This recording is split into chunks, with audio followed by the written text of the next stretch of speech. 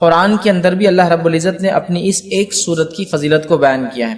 تو اس کا سب سے مشہور اور معروف نام جو ہے وہ فاتحہ ہے۔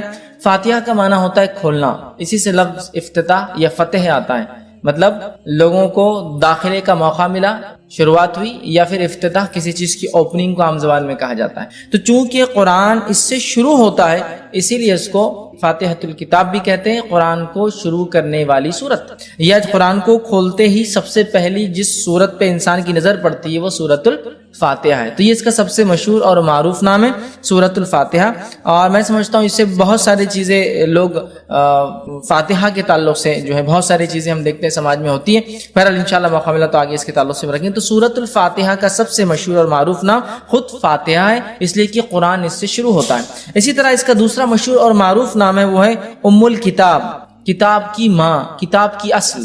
ویسے کہتے کسی چیز کی اصل کو، اسی لیے ماں کو بھی کہا جاتا ہے عربی زبان میں، اس لیے کہ وہ اصل ہوتی ہے، اسی سے آگے کی نسلیں چلتی ہیں، اولادیں ہوتی ہیں۔ تو ام الکتاب مطلب یہ کتاب کی ماں، کتاب کی اصل، قرآن کی ماں، قرآن کی اصل، یہاں کتاب سے مراد قرآن یاد رکھیں۔ تو اسے قرآن کا اصل کہا گیا، قرآن کی ماں کہا گیا۔ مطلب اس سورت کی اہمیت کتنی زیادہ ہے کہ گویا یہ ایک جڑ جیسا کام کرتی ہے، جیسا کہ ایک جڑ ہوتی ہے اسی سے جھاڑ آتا ہے، ٹھیک ہے، تو اس طرح سے یہ ام الکتاب مطلب یہ کتاب کی جڑ کہا جا رہا ہے اس سورت کو۔ اسی طرح سورۃ الفاتحہ کا ایک مشہور اور معروف نام ہے ام القرآن، قرآن کی ماں، قرآن کی جڑ۔ مطلب اندازہ لگائیے یہ سورت کتنی زیادہ اہمیت کی حامل ہے کہ اس کو قرآن کی جڑ کہا گیا، قرآن کی ماں کہا گیا۔ اس سے میں سمجھتا ہوں اس کی ہمیں پتہ چلتی ہے، اور نبی اکرم صلی اللہ علیہ وسلم نے جو جامع ترمذی کی روایت ہے اس میں فرمایا، کہا کہ یہی ام الکتاب ہے سورۃ الفاتحہ، یہی ام القرآن ہے سورۃ الفاتحہ، اور یہ قرآن عظیم ہے سورۃ الفاتحہ۔ تو اس حدیث کے اندر تین نام آ رہے، ایک ام الکتاب اور ایک ام القرآن، کتاب کی ماں، کتاب کی جڑ، اور کتاب بھی یاد رکھیے قرآن کا ایک نام ہے۔ دوسرا کہا جا رہا ہے حدیث کے اندر کہ ام القرآن، قرآن کی ماں، مطلب قرآن ہم سمجھتے ہیں اس کی اہمیت کیا، تو قرآن کی اصل کہا جا رہا ہے سورہ فاتحہ، مطلب قرآن کی جڑ کہا جا رہا ہے، قرآن کی اصل کہا جا رہا ہے سورۃ الفاتحہ کو۔ اور میں سمجھتا ہوں یہی اس کی فضیلت، اس کی اہمیت جاننے کے لیے کافی ہے کہ اس کو قرآن کی اصل کہا جا رہا ہے۔ اسی طرح چوتھا اس کا مشہور و معروف نام ہے وہ ہے قرآن عظیم، قرآن عظیم یاد رکھیے، قرآن عظیم مطلب بڑا قرآن۔ تو سورۃ الفاتحہ جو کہ ایک سورت ہے قرآن کی اور مختصر سی سورت ہے، 7 آیتوں پر مبنی ہے، اسے قرآن عظیم کہا جا رہا ہے۔ قرآن عظیم دیکھیے آپ، قرآن عظیم مطلب بڑا قرآن، گریٹر قرآن کہا جا رہا ہے۔ تو میں سمجھتا ہوں اس میں ایک نام تو ہے سورہ فاتحہ کا، اور ساتھ میں اس کی اہمیت بھی پتہ چل رہی، اور اللہ رب العزت نے اسی بات کو قرآن میں یوں دہرا کہا، وَلَقَدْ آتَيْنَاكَ سَبْعًا مِّنَ الْمَثَانِي وَالْقُرْآنِ الْعَظِيمِ، اے نبی ہم نے آپ کو 7 بار پڑھی جانے والی آیت عطا فرمائی، والقرآن العظیم، اور بڑا قرآن عطا فرمایا۔ تو یہاں اس آیت کے اندر 7 بار پڑھی جانے والی آیت بھی کہا جا رہا ہے، اور کہا جا رہا ہے قرآن عظیم، ٹھیک ہے، قرآن خود قرآن عظیم مطلب سورۃ الفاتحہ یہ بڑی عظمت والی سورت ہے، یہ بڑی اہمیت والی سورت ہے کہ اسے ام الکتاب کہا گیا، ام القرآن کہا گیا، قرآن عظیم کہا گیا، بڑا قرآن کہا جا رہا ہے۔ اسی طرح اس کا ایک مشہور اور معروف نام ہے وہ یہ ہے کہ سبع مثانی، سبع مثانی، سبع مثانی کا معنی 7 بار پڑھی جانے والی آیتیں۔ تو سبع مثانی بھی اسے کہا جاتا ہے اس لیے کہ اس کو بار ہم پڑھتے ہیں، ہر نماز میں ہم پڑھتے ہیں، نماز چاہے کسی قسم کی ہو سورۃ فاتحہ اس کے اندر شامل ہے۔ آپ سفر میں پڑھ رہے ہو سورہ فاتحہ شامل ہے، آپ قصر کر رہے ہو سورہ فاتحہ شامل ہے، آپ جنگ کے میدان میں صلاۃ الخوف مطلب خوف کی حالت میں پڑھ رہے ہو تو بھی سورہ فاتحہ شامل ہے، مطلب کوئی بھی نہ ہو، چاہے آپ نفل پڑھ رہے ہو تو بھی سورہ فاتحہ ہے، چاہے آپ فرض پڑھ رہے ہو تو بھی سورہ فاتحہ ہے، موقعہ پڑھ رہے ہو تو بھی سورہ فاتحہ، تہجد پڑھے تو بھی سورہ فاتحہ، کوئی بھی نماز ہو، ٹھیک، اور بار پڑھی جاتی ہے، ریپیٹنگ جس کو کہیں گے، بار پڑھی جانے والی 7 آیتیں۔ تو سبع مثانی بھی اس سورت کو کہا جاتا ہے، سورۃ الفاتحہ کو یاد رکھیں، سبع مثانی۔ اور اسی بات کو اللہ رب العزت نے قرآن میں بیان کیا، جو کہ سورہ نمبر 15 آیت میں 87 میں اللہ نے بیان کیا، وَلَقَدْ آتَيْنَاكَ سَبْعًا مِّنَ الْمَثَانِ، اے نبی ہم نے آپ کو 7 بار پڑھی جانے والی آیتیں دی، والقرآن العظیم، اور آپ کو بڑا قرآن عطا کیا، مطلب سورۃ الفاتحہ دی۔ تو سورہ فاتحہ کی فضیلت نہ صرف احادیث میں آتی ہے بلکہ سورۃ الفاتحہ کی فضیلت قرآن کے اندر بھی موجود ہے کہ اس کو 7 بار پڑھی جانے والی آیت کے طور پر بیان کیا گیا ہے۔ تو اس سورت کی یاد رکھیے بڑی فضیلت ہے، بڑی اہمیت ہے، اس کے نام خود بتا رہے کہ اس کی کتنے فضائل ہیں، اور نام جو دیے گئے اس کی وجوہات بتا رہی ہے کتنی عظیم یہ سورت ہے۔ تو سبع مثانی 7 بار پڑھی جانے والی آیتیں مطلب سورۃ الفاتحہ۔ اسی طرح اس کا ایک اور مشہور اور معروف نام ہے جو جامع ترمذی کی روایت میں آتا ہے، وہ ہے الصلاۃ، نماز۔ مطلب سورہ فاتحہ کو صلاۃ نماز بھی کہا جاتا ہے. ٹھیک، آپ کہیں گے کیسے؟ تو آئیے جامع ترمذی کی روایت ہے، نبی اکرم صلی اللہ علیہ وسلم فرمایا، حدیث کے الفاظ دیکھیے اس طرح سے کہ نبی اکرم صلی اللہ علیہ وسلم فرماتے، اللہ فرماتا ہے، مطلب حدیث قدسی ہے کہ میں نے نماز کو اپنے اور اپنے بندے کے بیچ میں آدھا آدھا بانٹ لیا ہے. میں نے نماز کو اپنے اور اپنے بندے کے بیچ میں بانٹ لیا ہے، تقسیم کر دیا ہے. ٹھیک ہے، پھر آپ صلی اللہ علیہ وسلم فرمایا، جب اللہ فرماتا ہے کہ جب بندہ کہتا ہے الحمدللہ رب العالمین، تو اللہ کہتا ہے میرے بندے نے میری تعریف. مطلب جو بندہ ایک ایک آیت پڑھتا جاتا ہے تو اللہ رب العزت اس کا جواب دیتا جاتا ہے بندے. تو یہاں اس حدیث میں جو جامع ترمذی کی روایت ہے، نبی اکرم صلی اللہ علیہ وسلم نے فرمایا کہ سورۃ الفاتحہ کے تعلق سے اس کو صلاۃ کہا گیا. الصلاۃ مطلب اس کو نماز کہا گیا. یاد رکھیے سورہ صلاۃ، تو اس کا ایک نام سورہ صلاۃ بھی، نماز. یاد رکھیے، اور اسی لیے علماء لکھتے ہیں اس کا نماز میں پڑھنا ضروری بھی ہے، اس لیے کہ اس کو نماز کہا گیا. مطلب اگر کوئی نماز میں اس کو نہ پڑھے تو اس کی نماز نہیں ہوگی، جو آپ صلی اللہ علیہ وسلم حدیث میں بیان کرتے ہو. اسی لیے کہا جا رہا ہے کہ اس کو نماز کہا جا رہا ہے کہ میں نے نماز کو، صلاۃ کو اپنے اور اپنے بندے کے بیچ میں بانٹ لیا ہے. جب میرا بندہ کہتا ہے الحمدللہ رب العالمین، تو اللہ رب العزت جواب دیتا ہے کہ میرے بندے نے میری تعریف کی. پھر جب بندہ کہتا ہے الرحمن الرحیم، تو اللہ کہتا ہے کہ میرے بندے نے میری تعریف بیان کی. ٹھیک ہے، تو مطلب ایک کے بعد ایک اللہ تعالیٰ جواب دیتا جاتا ہے. یاد رکھیں، میں انشاءاللہ آگے اس کی حدیث کی پوری تفصیلات رکھوں گا آپ کے سامنے. تو یہاں اس حدیث میں اس سورت کو صلاۃ کہا گیا. ٹھیک ہے، یہ ایک اس کا مشہور اور معروف نام ہے، اور یہ چھٹا نام تھا جو ہم دیکھ رہے ہیں. اسی طرح اس سورت کو سورہ الشفا بھی کہا جاتا ہے، اس لیے کہ اس کو بیماری کے علاج کے لیے یا اسی طرح جادو کے علاج کے اندر اس کو پڑھ کر دم کیا جاتا ہے. تو سورہ الشفا مطلب جس سے شفا حاصل کی جا سکتی ہے. یا اس کا ایک اور نام جو کہ ایک 8واں مشہور معروف نام سورۃ الرقیہ، اسے رقیہ بھی کہا جاتا ہے. کیوں رقیہ کہا جاتا ہے؟ اس کے پیچھے ایک طویل واقعہ ہے، اس کا بس مختصر رکھتا ہوں. واقعہ یوں ہے کہ صحابہ فرماتے ہیں کہ ایک مرتبہ صحابہ کی ایک جماعت جو کہ 30 لوگوں کے قریب صحابہ تھے، وہ ایک گاؤں، ایک بستی میں گئے. اس بستی میں جانے کے بعد ہوا یہ کہ انہوں نے کھانے پینے کے لیے کچھ مانگا، بستی والوں نے انکار کر دیا چونکہ مسلمان تھے. نتیجتاً یہ ہوا کہ ان لوگوں کو بستی سے باہر رکنا پڑا. رات کے وقت لانڈی ایک بھاگتے ہوئے آئی اور کہا ہمارے جو آقا ہے، گروپ کا جو سردار ہے، جو لیڈر ہے، اس کو ایک بچھو نے کاٹ لیا یا سانپ نے کاٹ لیا، کسی موذی چیز نے، زہریلے جانور نے کاٹ لیا. کیا آپ میں سے کوئی ہے جو جھاڑ پھونک کرے؟ ایک صحابی کہتے ہیں میں جانتا ہوں. سارے لوگ تعجب کرنے لگے، یہ کیا جانتا ہے اسے؟ ان کو امید نہیں تھی. وہ گئے اور جا کر سورہ فاتحہ پڑھ کے دم کر دی اور اس کو شفا ہو گئی. اس نے کچھ بکریاں، روایت میں آتا 30 بکریاں، چونکہ 30 صحابہ تھے، اور اس کے ساتھ ساتھ کچھ دودھ بھیج دیا، کافی دودھ بھیجا کہ یہ لوگ پیے کریں. تو لوگوں نے کہا ٹھیک ہے، بکریوں کا معاملہ ابھی ہم طے نہیں کرتے، جب مدینہ جائیں گے تو نبی اکرم صلی اللہ علیہ وسلم سے حالات بیان کریں گے، کیا ہوا کیسے ہوا، پھر دیکھا جائے گا اس کا. نبی اکرم صلی اللہ علیہ وسلم سے جب بات بیان کی، آپ نے ان صحابی کو بلایا، کہا ادھر آؤ. وہ صحابی آئے تو کہا تمہیں کیسے پتا سورہ فاتحہ رقیہ ہے؟ تمہیں کیسے پتا سورہ فاتحہ رقیہ؟ اور یہ صحابی سے جب دوسرے صحابہ نے تبھی پوچھا تھا، جب وہ پڑھ کر آئے تھے تو پوچھا کیا پڑھا؟ تو کہا سورہ فاتحہ پڑھا میں نے. تو کہا تمہیں کیا پتا ہے؟ تو مجھے نہیں پتا. بولے اس کا علاج کیسے؟ میں نے سورہ فاتحہ پڑھا، اس کو فائدہ ہو گیا.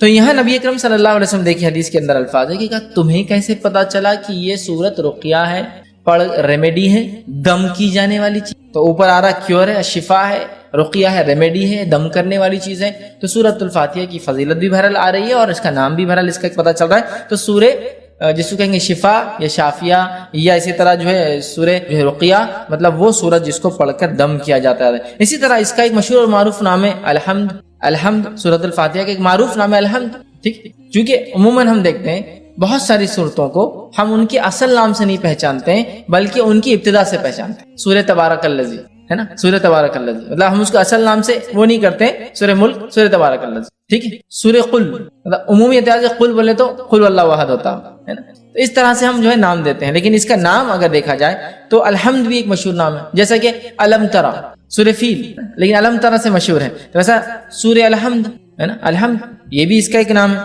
اسی طرح کچھ علماء لکھتے ہیں اس کا ایک نام کنز بھی ہے. کنز مطلب خزانہ، اور کنز اس خزانے کو کہتے ہیں جو دبا ہوا اور چھپا ہوا ہوتا ہے، مطلب اوپن نہیں ہوتا ہے، کلیئر نہیں، سامنے نہیں. کنز بھی کہا جاتا ہے. کچھ لکھتے ہیں اس کو سورہ کافیہ بھی کہا جاتا ہے. مطلب یہ ساری صورتوں پر کفایت کر جاتی ہے، لیکن اس پر کوئی صورت کفایت نہیں کرتی. مطلب اگر یہ ہو تو ساری صورتوں پہ کفایت کر جاتی، کافی ہو جاتی ہے، لیکن اگر یہ نہ ہو تو ساری صورتیں کافی نہیں آ سکتی. تو بہرحال اس کے کئی نام مشہور اور معروف ہے، جس میں سے 7 8 9 تو بڑے معروف نام ہیں اور 2 نام میں نے اور بھی رکھے آپ کے سامنے. تو بہرحال ان کے نام خود بتا رہے ہیں ان کی فضیلت کیا ہے، اس لیے کہ ہر نام کے پیچھے کچھ واقعہ ہے. جیسا رقیہ، تو ارے اسے ایک فضیلت پتہ چلے، اس کو دم کیا جا سکتا ہے، یہ ایک فضیلت ہے. ٹھیک، اور اس کے اندر 7 آیتیں ہیں، یاد رکھیں. سورۃ الفاتحہ کے اندر 7 آیتیں ہیں، یاد رکھیں. 7 اس کے اندر ٹوٹل آیتیں ہیں سورۃ الفاتحہ کے اندر. ٹھیک ہے، اور بسم اللہ سے یہ سورت شروع ہوتی ہے، یاد رکھیں. ٹھیک ہے. اب اس میں اختلاف ہے کہ بسم اللہ کسی صورت کا حصہ ہوتا ہے یا نہیں ہوتا, یاد رکھیے. ٹھیک ہے, بسم اللہ کسی صورت کا حصہ ہوتا ہے یا نہیں ہوتا ہے, اس میں اختلاف ہے, سوائے اس کے کہ جو ایک بار جو ہے جو سلیمان علیہ السلام کا واقعہ آتا ہے, جس میں سلیمان علیہ السلام نے جب خط لکھا تو تب لکھا انہ من سلیمان انہ بسم اللہ الرحمن الرحیم, کہ سلیمان کی طرف سے, اور سلیمان علیہ السلام نے شروع کیا خط اللہ کے نام سے جو بڑا مہربان نہایت رحم کرنے والا ہے. اس کو چھوڑ کر یہ تو آیت کا حصہ, اس کو چھوڑ کر یاد رکھیے بسم اللہ کے تعلق سے اختلاف ہے کہ آیت ہے یا نہیں ہے. اور بسم اللہ یہ ایک واحد ایسی آیت ہے یا ایسا حصہ ہے قرآن کا جس کو نہ ماننے پر کوئی انسان کافر نہیں ہوتا. سورہ کی ابتدا میں, بیچ میں نہیں. جب بیچ میں آ جائیں گا تو پھر تو ماننا لازم ہوا, جو ایک ہی جگہ آتا ہے. بسم اللہ الرحمن الرحیم 114 مرتبہ قرآن میں آتا ہے, 113 مرتبہ سوروں کے اوپر لگتا ہے اور ایک سورت کے اوپر نہیں لگتا ہے. ٹھیک ہے. اب بسم اللہ کو کیوں آیت مانا نہیں جاتا, کیوں مانا جاتا ہے, اس پہ ایک لمبی بحث ہے. بس میں مختصر ہی سمجھا دوں کہ اس میں خود صحابہ میں اور صحابہ کے بعد علماء کے اندر یہ اختلاف باقی رہا, تابعین تبع تابعین میں, کہ اکثر کا یہ ماننا تھا کہ بسم اللہ الرحمن الرحیم صرف سوروں کے ڈیفرنسیشن کے لیے لگایا جاتا ہے, فرق کرنے کے لیے کہ دوسرا سورہ چالو ہو رہا ہے بس. اس وجہ سے اس میں اختلاف ہے کہ آیت ہے یا فرق کرنے کے لیے لگایا جاتا ہے. اور سورہ انفال اور سورہ توبہ کو بہت سارے صحابہ ایک ہی صورت مانتے تھے, جس کی وجہ سے سورہ توبہ کے اوپر بسم اللہ نہیں آتا ہے, کیونکہ پورا واقعہ جنگ سے متعلق ہے, مال غنیمت سے متعلق ہے, جنگ میں کیا کرنا ہے, یہ ساری چیزیں تفصیلات ڈسکس. سمجھ رہے آپ؟ تو لہٰذا سورہ انفال اور سورہ توبہ کی تھیم ایک ہی ہے, تو بہت سارے صحابہ اس کو ایک ہی صورت مانتے تھے. سورہ انفال سے شروع کر کے سورہ توبہ کے آخر تک ایک ہی صورت مانتے تھے, اس وجہ سے بیچ میں بسم اللہ نہیں لگاتے تھے. سمجھا؟ تو باقی بھی ان کا کہنا تھا کہ یہ فرق کرنے کے لیے لگایا جاتا ہے. لیکن ایسی کچھ روایتیں ملتی جیسے کہ حدیث کے اندر آتا ہے, نبی اکرم صلی اللہ علیہ وسلم فرمایا, صحیح مسلم کی روایت آپ نے فرمایا, مجھ پر ابھی ایک سورت نازل ہوئی. صحابہ بیٹھے تھے, صحابہ نے کہا کون سی سورت؟ تو آپ صلی اللہ علیہ وسلم فرمایا بسم اللہ الرحمن الرحیم, اور آپ نے اس کے بعد سورت کو تلاوت کی, انا اعطینا کل کوثر, یہ سورۃ الکوثر تلاوت کی. تو یہاں پڑھا بسم اللہ الرحمن الرحیم انا اعطینا کل کوثر. سمجھ رہے ہیں؟ تو یہاں بسم اللہ آپ نے لگا دیا. تو کچھ علماء لکھتے ہیں بسم اللہ حصہ ہے اور ہر سورت سے پہلے پڑھنا چاہیے, کچھ نے کہا نہیں ہے. لیکن سورہ فاتحہ کے اندر جمہور کا یہ قول ہے, جمہور علماء کا یہ قول ہے کہ یہ جو ہے اس کا حصہ ہے سورہ فاتحہ کے حد تک, کیونکہ اگر بسم اللہ کو نہ پڑھا جائے تو پھر 6 آیتیں بچتی ہیں. تو ان کا قول یہ ہے, لیکن اس کو جہر میں نہیں پڑھا جائے گا, سر میں پڑھا جائے گا. آیت کا حصہ تو ہے لیکن اس کو جہر میں نہیں پڑھا جائے گا, سر میں. کیوں جہر میں نہیں پڑھا جائے گا اور سر میں پڑھا جائے گا؟ تو اس تعلق سے یہ دیکھا گیا کہ بہت سارے صحابہ اس کو جہر میں نہیں پڑھتے, اور خلفائے راشدین بھی چاروں بھی اس کو جہر میں نہیں پڑھتے. لہٰذا اکثریت نے نہیں پڑھا, لیکن کچھ قیرتوں کے اندر بسم اللہ بھی پڑھا جاتا, جیسے مدینے کے اندر پڑھا جاتا تھا, مکے میں نہیں پڑھا جاتا تھا. بہرحال اس کے بعد بہت سارے علاقوں میں پڑھا گیا, بہت سارے منی, اور آج بھی ہم دیکھتے ہیں بہت ساری جگہ آپ دیکھیں گے جب بسم اللہ کو پڑھیں گا خالی تو بسم اللہ الرحمن الرحیم الحمدللہ سے کریں گا, لیکن بہت ساری جگہ نہیں. بہرحال تو اس میں بھی اختلاف ہے کہ جہر میں پڑھا جائے نہ پڑھا جائے, لیکن بات ثابت ہے کہ خاموشی میں بھی اس کو پڑھا جا سکتا ہے. تو یہ حصہ ہے سورہ فاتحہ کا, لیکن اس کو جہر میں نہیں پڑھا جائے گا. بسم اللہ الرحمن الرحیم امام دل میں پڑھیں گا, الحمدللہ رب العالمین, اس کے بعد سے اس کو جہر میں پڑھیں گا جہاں جہری نماز ہے, اور سرجہ نماز ہے تو وہاں تو سوال ہی نہیں آتا. ٹھیک ہے. تو اس کے اندر 7 آیتیں ہیں, اور اس کی دلیل سورہ نمبر 15 آیت نمبر 87, جس میں اللہ رب العزت نے فرمایا وَلَقَدْ آتَيْنَاكَ سَبْعًا مِنَ الْمَثَانِي وَالْقُرْآنِ الْعَظِيمِ, اے نبی ہم نے آپ کو 7 بار پڑھی جانے والی آیتیں اور بڑا قرآن عطا فرمایا, اور اس سے مراد سورۃ الفاتحہ, چونکہ بہت ساری حدیثیں اس پہ دلیل ہے کہ سبع من المثانی وہی ہے جو سورہ فاتحہ ہے. آگے انشاءاللہ میں اس بات کو رکھوں گا. ٹھیک. تو اس میں ٹوٹل 7 آیتیں سورۃ الفاتحہ کے اندر. ٹھیک ہے, اور اس کو بار بار پڑھا جاتا ہے, 7 بار پڑھی جانے والی آیتیں. اور ہم جانتے ہیں کہ کوئی نماز اس کے بغیر مکمل نہیں ہوتی ہے, چاہے انسان کسی بھی قسم کی نماز پڑھا ہو, سفر میں ہو یا شہر میں ہو, اپنے علاقے میں ہو, چاہے وہ نماز فرض ہو, سنت ہو, نفل ہو, یا کسی بھی قسم کی نماز ہو, ساری نمازوں کے اندر سورۃ الفاتحہ پڑھی جاتی ہے. یاد رکھیے اس چیز. ٹھیک ہے. تو اس کے اندر 7 آیتیں ہیں. اسی طرح اس کی فضیلت میں جو بات آتی وہ یہ ہے کہ مسند احمد کی روایت ہے, نبی اکرم صلی اللہ علیہ وسلم کے تعلق سے ایک واقعہ یوں آتا ہے کہ ایک صحابی فرماتے ہیں, ابو سعید معلّہ رضی اللہ عنہ فرماتے ہیں کہ میں نماز پڑھ رہا تھا, رسول اللہ صلی اللہ علیہ وسلم نے مجھے کہا کہ میرے پاس آؤ, لیکن میں نماز میں تھا. میں نے نماز کو مکمل کیا, نماز مکمل کر کے نبی اکرم صلی اللہ علیہ وسلم خدمت میں حاضر ہوا, آپ کو سلام کیا. تب نبی اکرم صلی اللہ علیہ وسلم نے پوچھا جب میں نے تمہیں پہلے آواز دی تھی تم نے جواب کیوں نہیں دیا؟ تو انہوں نے کہا اللہ کے رسول صلی اللہ علیہ وسلم میں نماز کی حالت میں تھا, نماز پڑھ رہا تھا. تو کہا کیا تم نے اللہ کا یہ احکام نہیں سنا کہ جب رسول اللہ صلی اللہ علیہ وسلم تمہیں اس چیز کی طرف بلائے جو تمہیں زندگی دیتی ہے, ٹھیک ہے, تو تم اس آواز کو جو ہے جواب دو, واپس آؤ. تو کہ اللہ کے رسول صلی اللہ علیہ وسلم میں اس کو نہیں جانتا تھا, میں انشاءاللہ اگلی بار ضرور کروں گا. مطلب نبی اکرم صلی اللہ علیہ وسلم اگر کوئی شخص نماز بھی پڑھ رہا ہوتا اور آپ آواز دیتے تو اس شخص کو آپ کی آواز پر آپ کے پاس حاضر ہونا یا موجود ہونا ضروری تھا. یاد رکھیے نماز توڑ کر. یہ بات آ رہی کہ تم کیوں نہیں آتے؟ کہا میں نماز پڑھتا ہوں. کہا نماز پڑھتے کیا تم نے یہ نہیں سنا اللہ کا حکم؟ ٹھیک. تو کہا میں اب آئندہ اس بات کو یاد رکھوں. تو کہا میں تمہیں اس مسجد سے نکلنے سے پہلے جو ہے قرآن کی سب سے بڑی سورت سے، اس مسجد سے نکلنے سے پہلے قرآن کی سب سے بڑی سورت. اور آپ صلی اللہ علیہ وسلم بات کرتے کرتے آگے جا رہے تھے اور صحابی کہنے لگے مجھے ڈر لگنے لگا کہ اللہ کے رسول صلی اللہ علیہ وسلم مسجد سے باہر نکل جائیں گے اور میرے کو سورت تو نہیں سکھائی سب سے بڑی. تو فوراً جب مسجد کے دروازے پر آئی کہ اب نکل جائیں گے، مطلب اس کے اینڈ پر آئے، تو کہا اللہ کے رسول صلی اللہ علیہ وسلم آپ نے کہا مجھے آپ قرآن کی سب سے بڑی سورت سکھائیں گے. کہا آپ نے بتائیں. تب نبی اکرم صلی اللہ علیہ وسلم نے کہا الحمدللہ رب العالمین، یہ قرآن کی سب سے بڑی سورت. الحمدللہ رب العالمین یہ قرآن کی سب سے بڑی سورت. ٹھیک ہے. اور پھر کہا یہی جو ہے 7 مثانی ہے، 7 بار بار پڑھی جانے والی آیت، یہی ام القرآن ہے اور یہی قرآن عظیم. یہ 7 بار بار پڑھی جانے والی آیتیں، یہی بڑا قرآن ہے اور یہی قرآن کی اصل ہے، جڑ ہے، ماں ہے. سب سے بڑی سورت کا قرآن کس کو؟ سورۃ الفاتحہ کو. اس کا نمبر 1 ہونا خود اپنے آپ میں ایک دلیل ہے کہ اس کی اتنی اہمیت ہے سورۃ الفاتحہ. آئیے دوسرا واقعہ لیتے ہیں. یہ جامع ترمذی کی روایت ہے. ابی بن کعب رضی اللہ عنہ جو ہے نماز پڑھ رہے تھے. نبی اکرم صلی اللہ علیہ وسلم نے آواز دی تو انہوں نے جواب نہیں دیا چونکہ نماز پڑھ رہے. نبی اکرم صلی اللہ علیہ وسلم دوسری بار آواز دی تو انہوں نے جلدی نماز پڑھنا شروع، اسپیڈلی ایک دم تیزی سے، اور جلدی سے سلام پھیرا، نماز جلدی پڑھ کر اور گئے اور سلام کیا اور کہا اللہ کے رسول صلی اللہ علیہ وسلم میں نماز پڑھا. تو کہا جب میں نے تمہیں آواز دی تو تم نے مجھے جواب کیوں نہیں دیا، آئی کیوں نہیں؟ تو کہا اللہ کے رسول صلی اللہ علیہ وسلم میں نماز میں تھا. تو کہا تم نے کہ اللہ کا یہ احکام نہیں سنا کہ جب اللہ کے رسول تمہیں اس چیز کی طرف بلائے جو تمہیں زندگی دیتی ہے، یہ آیت نہیں سنی؟ تو کہا سنی. تو پھر تو کہا انشاءاللہ میں آئندہ یاد رکھوں گا اور آپ کی آواز آتے ہی میں آ جاؤں. پھر اس کے بعد نبی اکرم صلی اللہ علیہ وسلم نے ان سے کہا کہ میں تمہیں ایک ایسی سورت سکھاؤں گا آج مسجد سے نکلنے سے پہلے، جو سورت اس سے پہلے نہ توریت میں نازل ہوئی، نہ زبور میں نازل ہوئی، نہ انجیل میں نازل ہوئی، نہ فرقان میں نازل ہوئی. 4 کتابوں کے نام لیا، نہ فرقان میں نازل. تو یہ بڑے خوش ہو گئے. کہا بالکل سکھائیے. نبی اکرم صلی اللہ علیہ وسلم ان سے ہاتھ ملائے ہوئے تھے، ہاتھ میں ہاتھ تھا، اور نبی اکرم صلی اللہ علیہ وسلم ان کے ساتھ ساتھ چل رہے تھے، ہاتھ میں ہاتھ تھا اور دونوں چل رہے تھے. اور آپ صلی اللہ علیہ وسلم نے فرمایا تھا مسجد سے نکلنے سے پہلے تم کو میں جو ہے ایک ایسی سورت سکھاؤں گا جو نہ توریت میں نازل ہوئی، نہ زبور میں، نہ انجیل میں، نہ فرقان میں. ابی بن کعب رضی اللہ عنہ فرمانے لگے کہ مجھے اب ڈر تھا کہ اللہ کے رسول صلی اللہ علیہ وسلم مسجد سے باہر نکل جائیں گے اور مجھے بھی سکھائی نہیں وہ سورت. تو میں نے کہا اللہ کے رسول ہم مسجد سے بس باہر نکل رہے ہیں، اس سورت آپ نے نہیں سکھائی.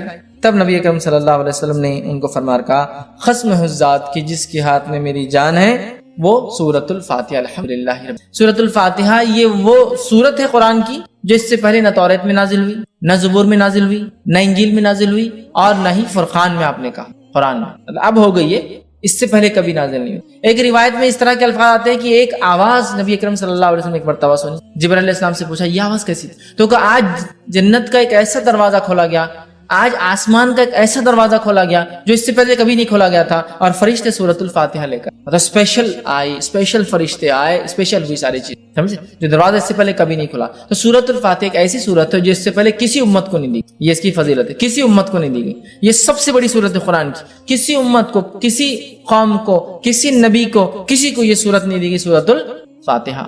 اسی طرح اس کے فضائل کے اندر ایک فضیلت یہ آتی ہے کہ نبی اکرم صلی اللہ علیہ وسلم نے 3 مرتبہ، صحیح مسلم کی روایت 3 مرتبہ کہا اور فرمایا 3 مرتبہ کہا. الفاظ یہ تھے آپ نے کہ جس نے نماز پڑھی اور سورہ فاتحہ نہیں پڑھی اس کی نماز مکمل نہیں. 3 مرتبہ دہرایا. جس نے نماز پڑھی اور اس میں سورہ فاتحہ نہ پڑھی اس کی نماز مکمل نہیں. 3 مرتبہ آپ نے دہرایا. ابو ہریرہ رضی اللہ عنہ جو اس حدیث کو روایت کر رہے تھے، لوگوں نے کہا کہ ابو ہریرہ امام کے ساتھ بھی؟ تو کہا امام کے ساتھ بھی، جب امام کے ساتھ ہو تو اپنے جی میں پڑھ لیا کرو، جب امام ہو خیرت کر رہا ہو تب، تو کہا اپنے جی میں پڑھ لیا کرو، دل میں پڑھ لیا کرو پھر، لیکن تب بھی پڑھنا ہے تم. ٹھیک. اس کے بعد جو ہے ابو ہریرہ رضی اللہ عنہ فرمایا اس سورت کو اتنی اہمیت اس لیے دی جا رہی ہے کہ میں نے اللہ کے رسول صلی اللہ علیہ وسلم کہتے ہوئے سنا کہ اللہ نے نماز کو اپنے اور اپنے بندے کے بیچ میں بانٹ لیا ہے، کہ میں نے نماز کو، اللہ فرما رہا ہے، اپنے اور اپنے بندے کے بیچ میں بانٹ لیا ہے. اور پھر الفاظ ہیں جب بندہ کہتا ہے الحمدللہ رب العالمین تو اللہ جواب دیتا ہے بندے نے میری جو ہے تعریف. پھر جب بندہ کہتا ہے الحمدللہ رب العالمین الرحمن الرحیم کہ بڑا مہربان نہایت رحم والا، یہ الفاظ ادا کرتا ہے تو اللہ تعالیٰ جواب دیتا ہے میرے بندے نے میری حمد بیان کی. اس کے بعد جب بندہ کہتا ہے مالک یوم الدین تو اللہ کہتا ہے میرے بندے نے میری حمد بیان کی. ٹھیک ہے. اس کے بعد جب بندہ کہتا ہے ایاک نعبد و ایاک نستعین تو اللہ کہتا ہے یہ میرے اور میرے بندے کے بیچ میں ہے، جو میرا بندہ مانگے گا میں اس کو وہ دوں گا. یہ میرے اور میرے بندے کے بیچ میں ہے، یہ میرے اور میرے بندے کے بیچ میں ہے. اسی لیے علماء لکھتے ہیں کہ سورۃ الفاتحہ کو 3 حصوں میں تقسیم کیا جا سکتا ہے. پہلا اللہ کی حمد و ثنا تعریف، بسم اللہ الرحمن الرحیم الحمدللہ رب العالمین الرحمن الرحیم مالک یوم الدین تعریف. اس کے بعد یہ آیت ایاک نعبد و ایاک نستعین، تو پہلی 4 آیتیں اللہ کی تعریف، 5ویں آیتیں اللہ اور بندے کے بیچ میں عدد ہے.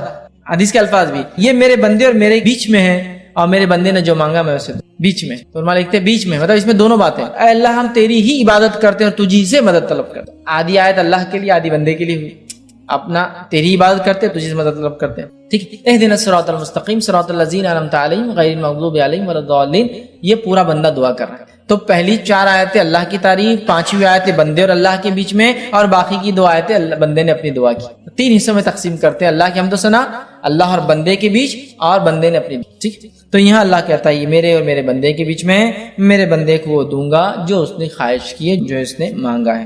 پھر جب بندہ کہتا ہے اہدنا الصراط المستقیم صراط الذین انعمت علیہم غیر المغضوب علیہم ولا الضالین، تو اللہ کہتا ہے یہ میرے اور میرے بندے کے بیچ میں، میرے بندے کو میں وہ دوں گا جو اس نے مجھ سے مانگا ہے. مطلب جو دعا ہم نے کی، اے اللہ ہم تجھی سے مدد طلب کرتے ہیں، اہدنا الصراط المستقیم، ہمیں سیدھا راستہ دکھا، صراط الذین انعمت علیہم، ان لوگوں کا راستہ دکھا جس پہ تیرا انعام ہوا، غیر المغضوب، ان لوگوں کے راستے پہ مت چلا جن پر تیرا غضب ہوا، ولا الضالین، اور ان کے راستے پہ نہ چلا جو اپنی راہ سے بھٹک گئے.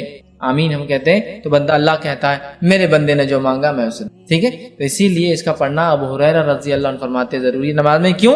کہ نماز کہا گیا کہ اللہ نے نماز کو اپنے اور اپنے بندے کے بیچ میں آدھا آدھا بانٹ لیا ہے. یاد رکھ. ٹھیک ہے. اسی طرح دیکھتے ہیں ہم کہ سورۃ الفاتحہ کی ایک فضیلت جو ہم دیکھ چکے ہیں، صحیح مسلم کی روایت ہے کہ یہ رقیہ ہے، اس کو دم کیا جا سکتا ہے نا. اس میں شفا ہے، جیسا کہ جادو ہو جائے، ٹھیک ہے، تو اس کو پڑھا جا سکتا ہے. ٹھیک ہے. تو اس کے علاج ہے، مطلب ایک قسم کا، یا زہریلا جانور کاٹ لے تب اس کو دم کیا جا سکتا ہے. یاد رکھیے. تو یہ بھی اس کی فضیلت ہے. ویسے اس سورت کی کئی فضیلتیں احادیث کے اندر آتی ہے، اور اس کے فضائل پر، اس کی اہمیت پر، اس کے معنی اور مفہوم کو ایکسپلین کرنے میں لوگوں نے جلدیں لکھ دی. یاد رکھیں جلدیں لکھ دی. جیسا کہ مشہور اور معروف جو مولانا ابوالکلام آزاد کی مشہور کتاب ہے سورۃ الفاتحہ کی، انہوں نے تفسیر کی. میں سمجھتا ہوں 200-250 پیجز کی صرف 7 آیتوں کی. تو بہت بہرحال اس کی تفسیر، اس کی فضائل، اس کے فوائد، اور اس سورت کے کیا فائدے ہوتے ہیں، اس کی کیا اہمیت ہے، اس کے ہر فرمانے کی کیا اہمیت ہے. اس لیے کہ اس کو قرآن کی جڑ کہا جا رہا ہے، اصل کہا جا رہا ہے، ماں کہا جا رہا ہے. تو ظاہر سی بات ہے کہ معمولی جو ہے سورت نہیں ہے،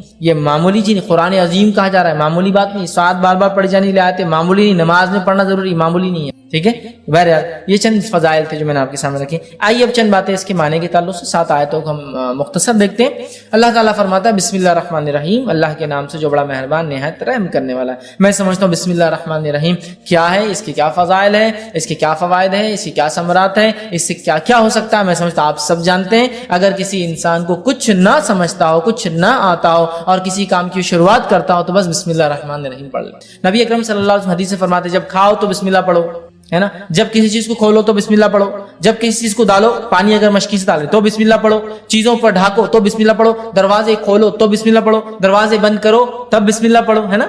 کتنا ہے، قرآن پڑھ رہے ہیں اس سے پہلے ہم کو بسم اللہ پڑھنا ہے، کسی کام کی شروعات کرے اس سے پہلے ہم کو بسم اللہ پڑھنا ہے. مطلب بسم اللہ ایک طرح سے ایک ماسٹر دعا ہے، ایک ماسٹر کی جیسا ہوتا ہے نا، تو ایک ماسٹر دعا ہے کہ ہمیں کچھ نہیں آتا تو یہ کر سکتے کم از کم بسم اللہ، اللہ کے نام سے بڑا مہربان نہایت رحیم. اور یہ بڑی اہم چیز ہے، اگر یہ شامل نہ ہو تو ہمارا کھانا اس میں بھی شیطان شامل، ہمارا پینا اس میں بھی شیطان شامل، ہمارا رہنا اس میں بھی شیطان شامل. یاد رکھیے. اور اللہ کا ذکر نہ ہو تو ہر عمل میں شیطان داخل ہو جاتا ہے. یاد سمجھ رہا، ہر عمل میں. یاد رکھیے. تو بسم اللہ کو ایک معمول بنا لے اللہ کے نام سے، ہے نا. وضو کرنا ہے تب بھی بسم اللہ پڑھنا ہے نا. یہ اس کا وضو نہیں جس نے بسم اللہ نہیں پڑھا. مطلب بڑا اہم ہے، بڑا اہم ہے. بھول جاتے ایک الگ بات ہے لیکن بڑا اہم ہے. یاد رکھیے بسم اللہ. یاد رکھیے. تو یہاں سورہ فاتحہ شروع ہو رہی بسم اللہ الرحمن، اللہ کے نام سے بڑا مہربان نہایت رحم کرنے والا. تو ہمیں بھی چاہیے ہم جب قرآن کو پڑھے تو بسم اللہ سے چالو کرے، ہر کام کرے تو بسم اللہ سے چالو کرے، اور بسم اللہ اللہ کے نام سے. ظاہر سی بات ہے اگر ہم کسی کام کو اللہ کے نام سے شروع کریں گے تو یہ کام بابرکت ہوگا، فضیلت کا حامل ہوگا، اہمیت کا حامل ہوگا، برکت لائیں گا، رحمت لائیں گا، ہے نا. اللہ کا کرم ہمارے طرف متوجہ ہوگا، اس لیے کہ ہم نے اللہ کے بابرکت نام سے اس چیز کی شروعات کی. اور اللہ کے نام سے زیادہ بابرکت چیز دنیا میں کوئی نہیں ہے. سب سے بابرکت چیز. اس کے بعد اللہ تعالیٰ جس میں تاثیر دے اس کو برکت والا اللہ بنا دیتا ہے. لیکن سب سے بابرکت ہم جب شروعات کریں کسی چیز کی تو بسم اللہ سے کریں. تو یہاں بھی اللہ نے سورۃ الفاتحہ کی اپنی کتاب کی ابتدا بسم اللہ الرحمن الرحیم، اللہ کے نام سے بڑا مہربان نہایت رحم والا. ٹھیک ہے، یہ اس کا معنی ہے. الحمدللہ رب العالمین. آیت نمبر 2، تمام تعریفیں اس اللہ کے لیے جو سارے عالم کا رب ہے. تمام تعریفیں اس اللہ کے لیے سارے عالم کا رب ہے. اب قرآن کی ابتدا اور سٹارٹ دیکھیے کتنی بیوٹیفلی ہو رہی ہے، کتنی خوبصورتی کے ساتھ ہے. پہلے شروعات کرنے کا طریقہ سکھا دیا گیا، کتاب شروع ہوتی ہے بسم اللہ الرحمن الرحیم، ہر کام سے پہلے کرو. دوسرا الحمدللہ رب العالمین، تمام تعریفیں اس اللہ کے لیے ہے جو سارے عالم کا رب ہے.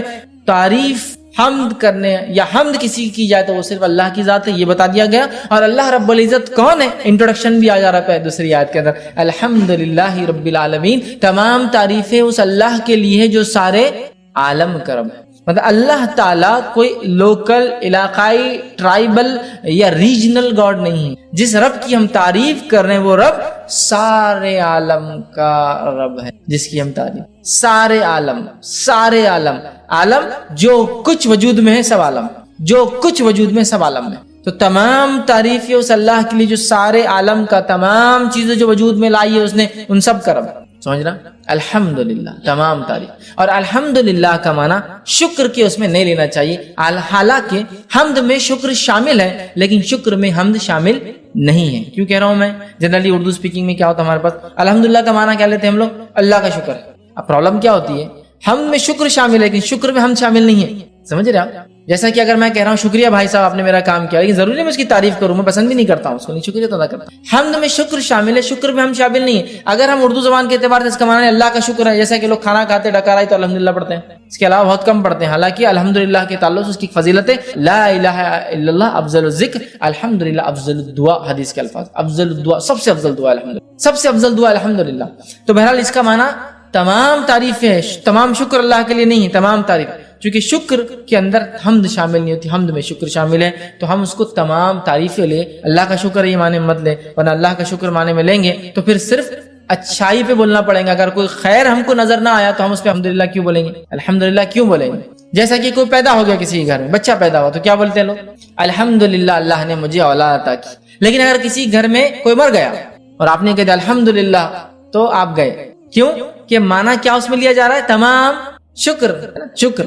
تو ارے یار یہ موت پہ تم بول رہے، جب کہ الحمدللہ تمام تعریف ہے. تو کوئی پیدا ہو بھی تو تعریف اللہ کی، کوئی بیمار ہو بھی تو تعریف اللہ کی، کوئی مر جائے بھی تو تعریف اللہ کی، دنیا میں خیر بھی آئے تعریف اللہ کی، شر بھی ہمارے اوپر آئے جو کہ آزمائش، تعریف اللہ کی. تعریف اللہ کی یاد رکھیے چاہے حالت سے ہم جو بھی گزرے. تو الحمدللہ رب العالمین، تمام تعریف ہے اللہ کے لیے جو سارے عالم کا، عالم سے مراد ہر وہ چیز جو ایگزسٹنس میں، ہر وہ چیز جو وجود میں، انسانوں کا عالم، جنوں کا عالم، فرشتوں کا عالم، کیڑے مکوڑوں کا عالم، مچھلیوں کا عالم، جانوروں کا عالم، چرند پرند کا عالم، تمام چیزیں جو کچھ ہے، کائناتوں کا عالم. یاد رکھیے لا تعداد کائنات جو اللہ نے تمام عالموں کو آپ دیکھیں تو آپ تعجب کریں گے. تمام تعریفیں اس اللہ کے لیے سارے عالم کا رب ہے، ان سب کو بنانے والا ہے. اس لیے کہ اگر اس عالم پہ کوئی غور کرے نا تو بنانے والے کی ذات پر خود ایمان لاتا ہے، جتنی چیزیں اس نے بنانا. اور رب کہتے عربی زبان میں، رب کہتے اس ذات کو کہ جب جتنا ضرورت ہو اتنا دینے والا کہتے رب. جب جتنا ضرورت ہو اتنا دینے والا اس کو کہتے ہیں رب.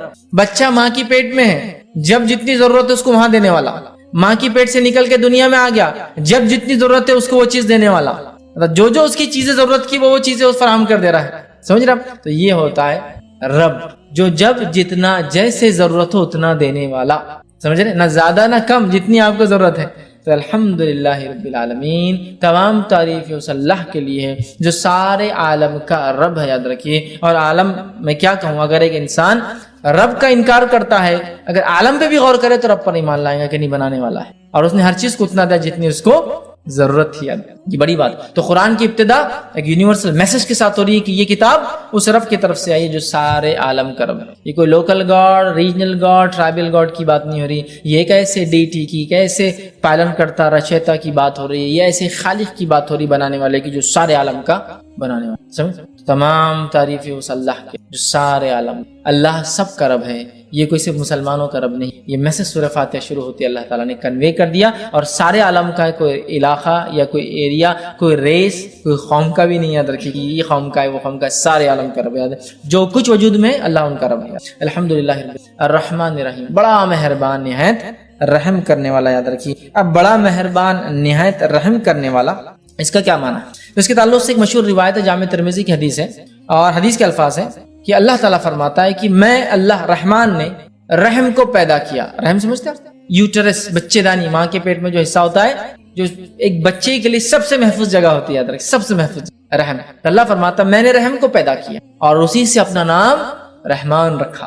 رحم سے نام رحمان رکھا. جو اس کے رشتوں کو باقی رکھیں گا تو میں بھی اپنا تعلق اس سے باقی رکھوں، اور جو اس رحم کے رشتوں کو توڑ دیں گا تو میں بھی اس سے اپنا تعلق. ایک روایت میں کہ اللہ نے رحم کو پیدا کیا اور اس کو عرش کے نیچے رکھ دیا. تو رحم نے اللہ سے دعائی دی، اللہ سے فریاد کی، مانگا، اے اللہ. تو اللہ نے بولا کیا بات ہے، کیا ہونا؟ تو کہا میرے سلسلے میں کیا معاملہ ہے، میرے سلسلے میں کیا معاملہ ہے جو میرے سے باقی رکھے، مطلب پیدا رشتوں کو باقی رکھے، اور جو توڑے کیا معاملہ ہے؟ تو اللہ نے کہا جو تیرے رشتوں کو باقی رکھیں گا میں بھی اس سے رشتہ باقی، جو توڑ دیں گا میں بھی اس سے رشتہ. تو رحم خوش ہو گیا، سیٹسفائیڈ ہو گیا کہ میرا حق ادا ہو گیا. تو اللہ نے رحم پیدا کی. سلا رحمی اسی سے سلا جوڑنا، رحمی رحم کے رشتے جوڑنا، تعلقات کو جوڑنا، رشتہ داریوں کو باقی رکھنا. ٹھیک ہے، دینی بنیاد پر رشتے توڑے جا سکتے ہیں لیکن انسان بنا کوئی شرع عذر کے رشتے نہ توڑے جیسا آج کل ہوتا ہے. بہرحال تو اللہ نے رحم پیدا کیا، رحم سے نام لیا رحمان. اور علماء لکھتے ہیں رحمان اور رحیم ایک ہی اس کی اصل ہے، ایک ہی اصل ہے. رحیم رحم اس کی اصل ہے، یہ دونوں لفظ اسی سے آتے ہیں. رحمان اللہ کا رحم گریٹر ڈگری میں، رحیم اللہ کا رحم کرنا جس کو کہیں گے کنڈیشنل ڈگری میں. کیسے؟ اللہ بارش برساتا ہے، جب بارش برستی ہے ایک علاقے میں تو مسلم اور غیر مسلم، ایمان والا اور کافر، ماننے والا نہ ماننے والا، شکر کرنے والا نہ شکرے، سب پر برستی، سب فائدہ اٹھاتے. رحمان انکنڈیشنل رحم. اور رحیم کنڈیشنل رحم. اللہ تعالیٰ روز قیامت صرف مومنوں پر رحم کرے گا، کافروں پہ نہیں. سمجھ رہا؟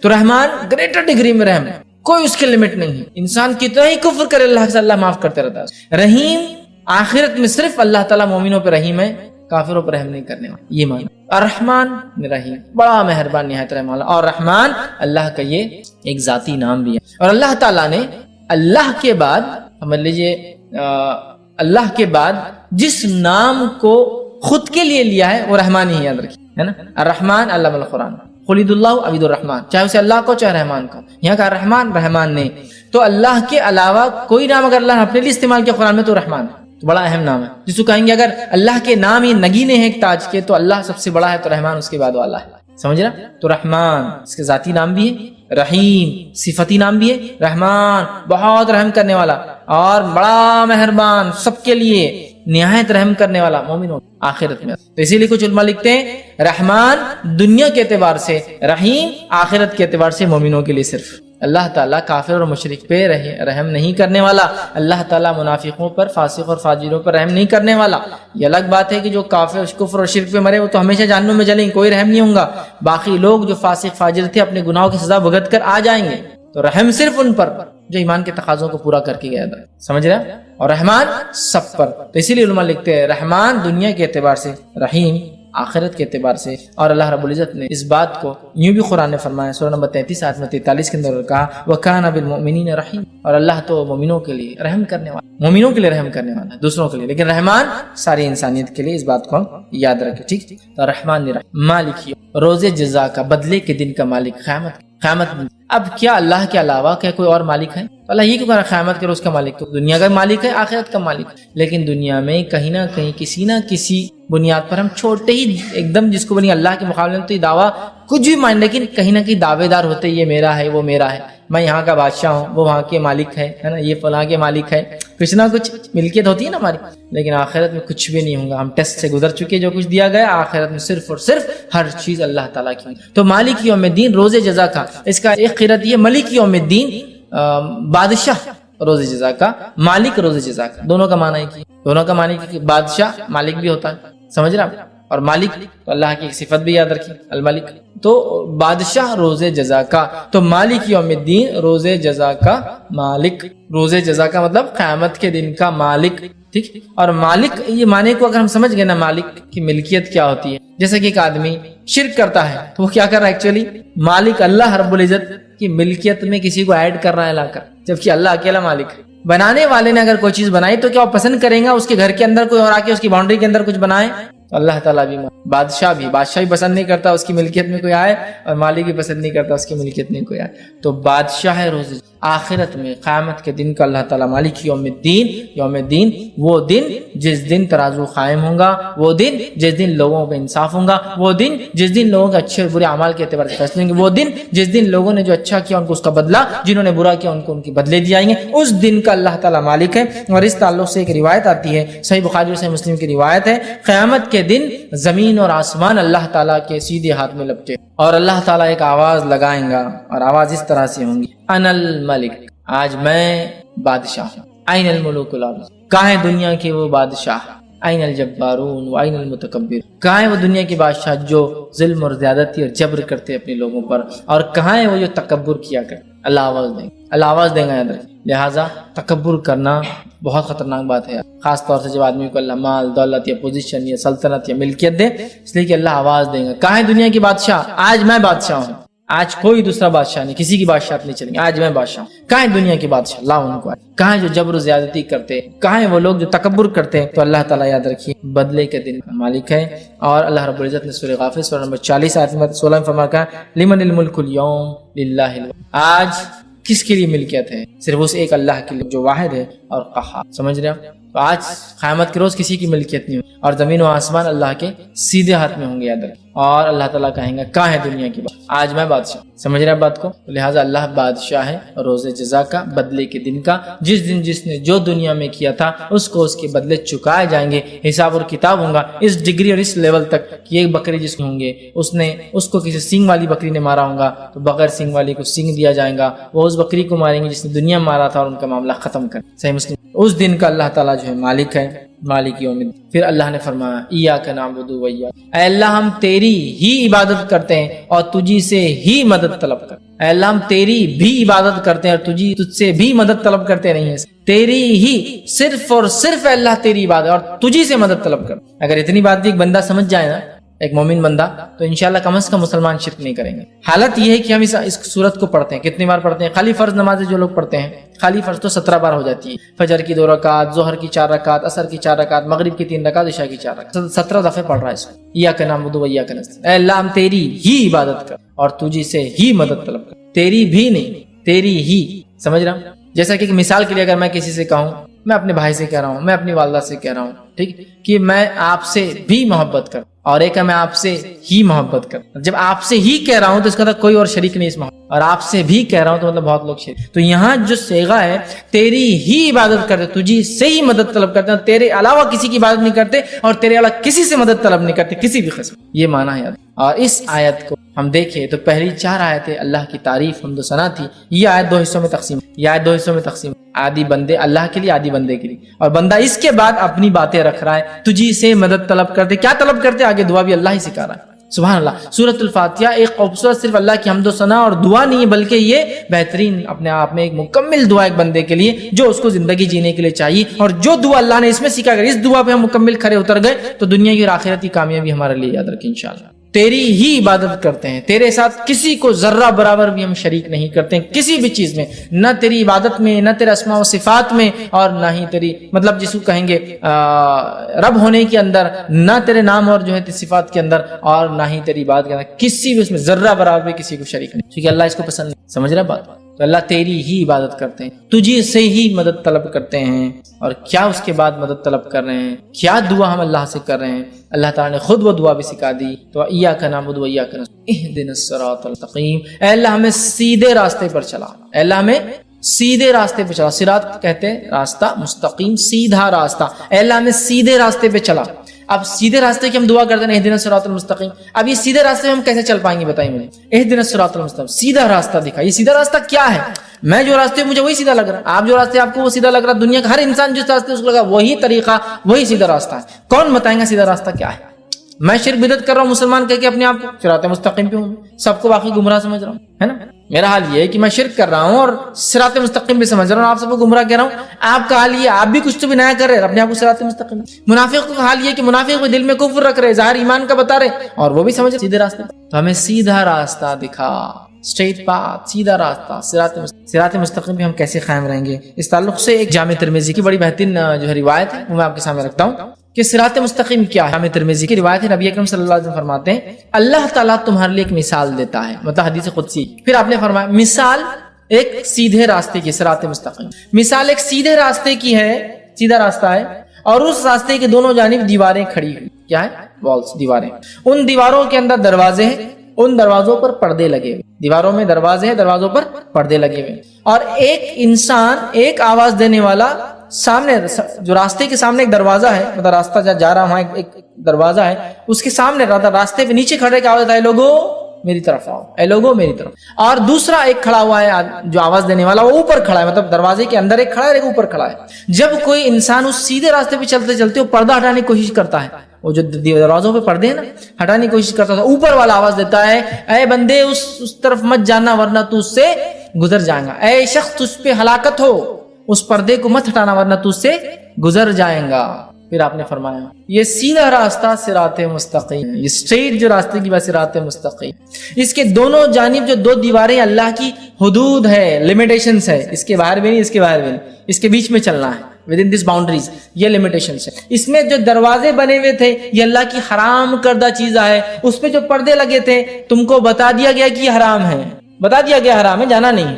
بیچ میں جو آواز دینے والا کہتا ہے لوگوں میری طرف آؤ، میری طرف آؤ، تم صراط مستقیم پہ رہوں گے، وہ قرآن ہے، کہتا ہے لوگوں میری طرف آؤ، تم صراط مستقیم پہ، وہ قرآن ہے۔ اور اوپر جو آواز دینے والا ہے، جب وہ آدمی پردہ ہٹانے کی کوشش کرتا ہے، حرام چیز کی طرف جانے کی کوشش کرتا ہے، تو آپ نے فرمایا وہ جو اوپر والا آواز جو دیتا ہے ایک مومن کا سچا دل ہے، جو سب سے پہلے حرام چیز پر اس کے خلاف گواہی دیتا ہے، ارے مت کرو، غلط ہے۔ مومن کا سچا دل ہے جو سب سے پہلے خود بولتا ہے ارے مت کرو، وہ غلط ہے۔ تو صراط مستقیم پہ ہم کیسے قائم رہیں گے؟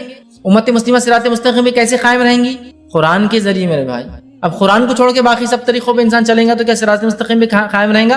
نہیں۔ دیکھیں صراط مستقیم ایک سیدھا راستہ ہے، لیکن اس راستے میں بہت سارے شارٹ کٹس بھی کھلتے ہیں، لیکن سارے شارٹ کٹ جہنم میں جاتے ہیں۔ ابن ماجہ کی روایت ہے، نبی اکرم صلی اللہ علیہ وسلم ایک صحابی کا انتقال ہوا، تشریف فرماتے خبر کھودی جا رہی تھی، آپ نے ایک ٹہنی جھاڑ کے ہاتھ میں لی اور وہ مٹی میں خبر کی ایک سیدھی لکیر ماری اور اس پہ دائیں بائیں جانب اور لکیریں ماری اور کہا یہ بیچ کا راستہ صراط مستقیم، یہ میرا راستہ، یہ بیچ کا راستہ صراط مستقیم ہے، یہ میرا راستہ ہے۔ اور اس میں جو دائیں اور بائیں جانب لکیریں جا رہی ہے یہ صراط مستقیم پر شیطان بیٹھے ہوئے ہیں جو لوگوں کو گمراہی کی طرف۔ تو صراط مستقیم پر شیطان بیٹھا ہوا ہوتا ہے۔ بہت سارے لوگ بولتے ہیں مسلمان اگر ایک ہے، قرآن ایک ہے، کتاب ایک ہے، کلمہ ایک ہے، نبی ایک ہے، سب چیز ایک ہے، تو پھر ان میں اختلاف کیوں؟ ان میں اختلاف، تو یاد رکھیے شیطان ان کے پیچھے جو صراط مستقیم پر ہے نا، شیطان انہی کے پیچھے جو صراط مستقیم ہے، انہی کو تو بہکائیں گا اور بھٹکائیں گا، باقی لوگوں کو تو پہلے گمراہ کر چکا اور اطمینان کے ساتھ آرام کر رہا ہے۔ سمجھ رہے بات؟ تو اختلاف تو ہم میں ہی ہوں گا نا، کیوں؟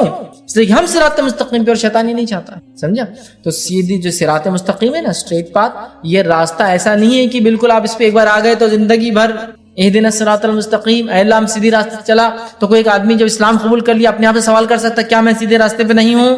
پھر کیوں مجھے دعا کرنے لگایا جا رہا ہے روز اہدنا الصراط المستقیم، اہدنا الصراط المستقیم، اہدنا الصراط المستقیم؟ کیوں دعا کرنے لگایا جا رہا ہے؟ اس لیے کہ صراط مستقیم پہ آنے کے بعد ہی بھٹکنا سب سے اصل کام ہے شیطان کا، صراط مستقیم پر آنے والوں کو ہی بھٹکانا، باقی کو تو لگا چکا، باقی کو جہنم کے راستے لگا چکا، منافق جہنم کے راستے لگ چکے، کافر جہنم کے راستے لگ چکے، مشرک جہنم کے راستے لگ چکے، ایمان کی طرف آئیں گے تبھی پیچھے پکڑیں گا کہ اب اس کو میں بھٹکاؤں، سمجھ رہے؟ اسی لیے ہم کو ایمان والا ہونے کے ناطے تکبر نہیں کرنا ہے کہ جنت میں جائیں گے، اس لیے کہ ہمیں صراط مستقیم پر مرنے تک دعا کرنا ہے، اللہ ہمیں صراط مستقیم پر۔ ایمان لانے کے بعد ایک آدمی سوچ سکتا نا کیوں دعا کرنے لگا جا رہی سیدھے راستے پہ چلا؟ اس لیے کہ اب خطرہ زیادہ ہے ہمارا جس کو کہیں گے جہنم میں جانے کا، اس لیے اب شیطان ہمارے پیچھے ایڑی چوٹی کا زور لگا دے گا کہ ہمیں لے، سمجھا؟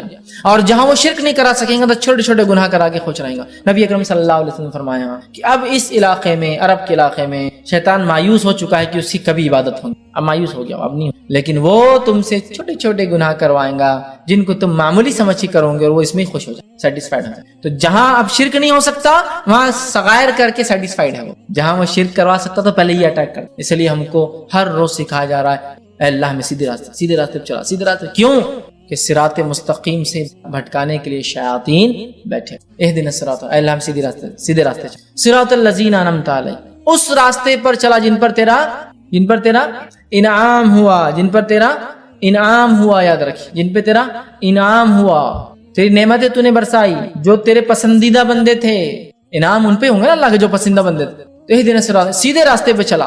اور کس کے راستے پہ چلا؟ مطلب اس سے پہلے کون تھے جو سیدھے راستے پہ چلے؟ وہ انعام والے لوگ۔ اہدنا الصراط المستقیم، سیدھے راستے پہ چلا۔ ان کے راستے پہ چلا جن پہ تیرا انعام ہوا. انعام ان پہ ہوا جو سیدھے راستے پہ چلے تھے. وہ کون تھے؟ من النبیین، وہ انبیاء تھے، والصدیقین اور سچے لوگ تھے، والشہداء اور شہید تھے، والصالحین اور نیکوکار تھے، وحسن اولئک رفیقا، جو قرآن کی ایک آیت کا ہی حصہ یاد ہے نا. ایک لمبا واقعہ اس کے پیچھے بہرحال، لیکن انعام والے لوگ کون ہیں یہ آیت کے اندر بتا دیا گیا. وَمَن يُطِعِ اللَّهَ وَرَسُولَهُ فَأُولَٰئِكَ مَعَ الَّذِينَ أَنْعَمَ اللَّهُ مِنَ النَّبِيِّينَ وَالصِّدِّيقِينَ وَالشُّهَدَاءِ وَالصَّالِحِينَ وَحَسُنَ أُولَٰئِكَ رفیقا، کہ جو اللہ اس کے رسول کی اطاعت کریں گا تو وہ ہوں گا روز قیامت ان کے ساتھ، من النبیین انبیاء کے ساتھ، والصدیقین سچوں کے ساتھ، والشہداء شہیدوں کے ساتھ، والصالحین اور نیکوکاروں کے ساتھ، وحسن اولئک رفیقا، اور کیا ہی بہترین ساتھی. سمجھے آپ؟ انعام کس پر ہوا؟ 4 لوگوں پر، انبیاء کے طریقے پہ ہم کچھ، اور بالخصوص نبی اکرم صلی اللہ علیہ وسلم کے طریقے کی آخری نبی جو ہمیں، وصدیقین اور سچوں کے طریقے پہ، جس طرح سے ابوبکر الصدیق سچے انسان تھے، سارے دنیا نے جھٹلایا، آپ نے اقرار کیا. سارے لوگ عرب کے ہنس رہے تھے کہ محمد کہہ رہے ہیں، جو مشہور واقعہ ہے کہ آپ کو لقب صدیق کیوں ملا، وہ یہ تھا کہ سارے لوگ ہنس رہے تھے کہ محمد صلی اللہ علیہ وسلم رات کے حصے میں کل گئے اور جا کر مسجد اقصیٰ سے پھر آسمانوں کا سفر کر کے آئے. دیکھو محمد، نعوذ باللہ، محمد صلی اللہ علیہ وسلم تمہارا ساتھی، کسی نے ابوبکر صدیق سے کہا تمہارا ساتھی جو ہے نعوذ باللہ پاگل ہو چکا ہے، کہ وہ یہ کہہ رہا ہے کہ رات کے حصے میں مسجد اقصیٰ جو کہ 1 مہینے کا سفر، اس کے بعد آسمانوں کا سفر کر کے آیا ہے.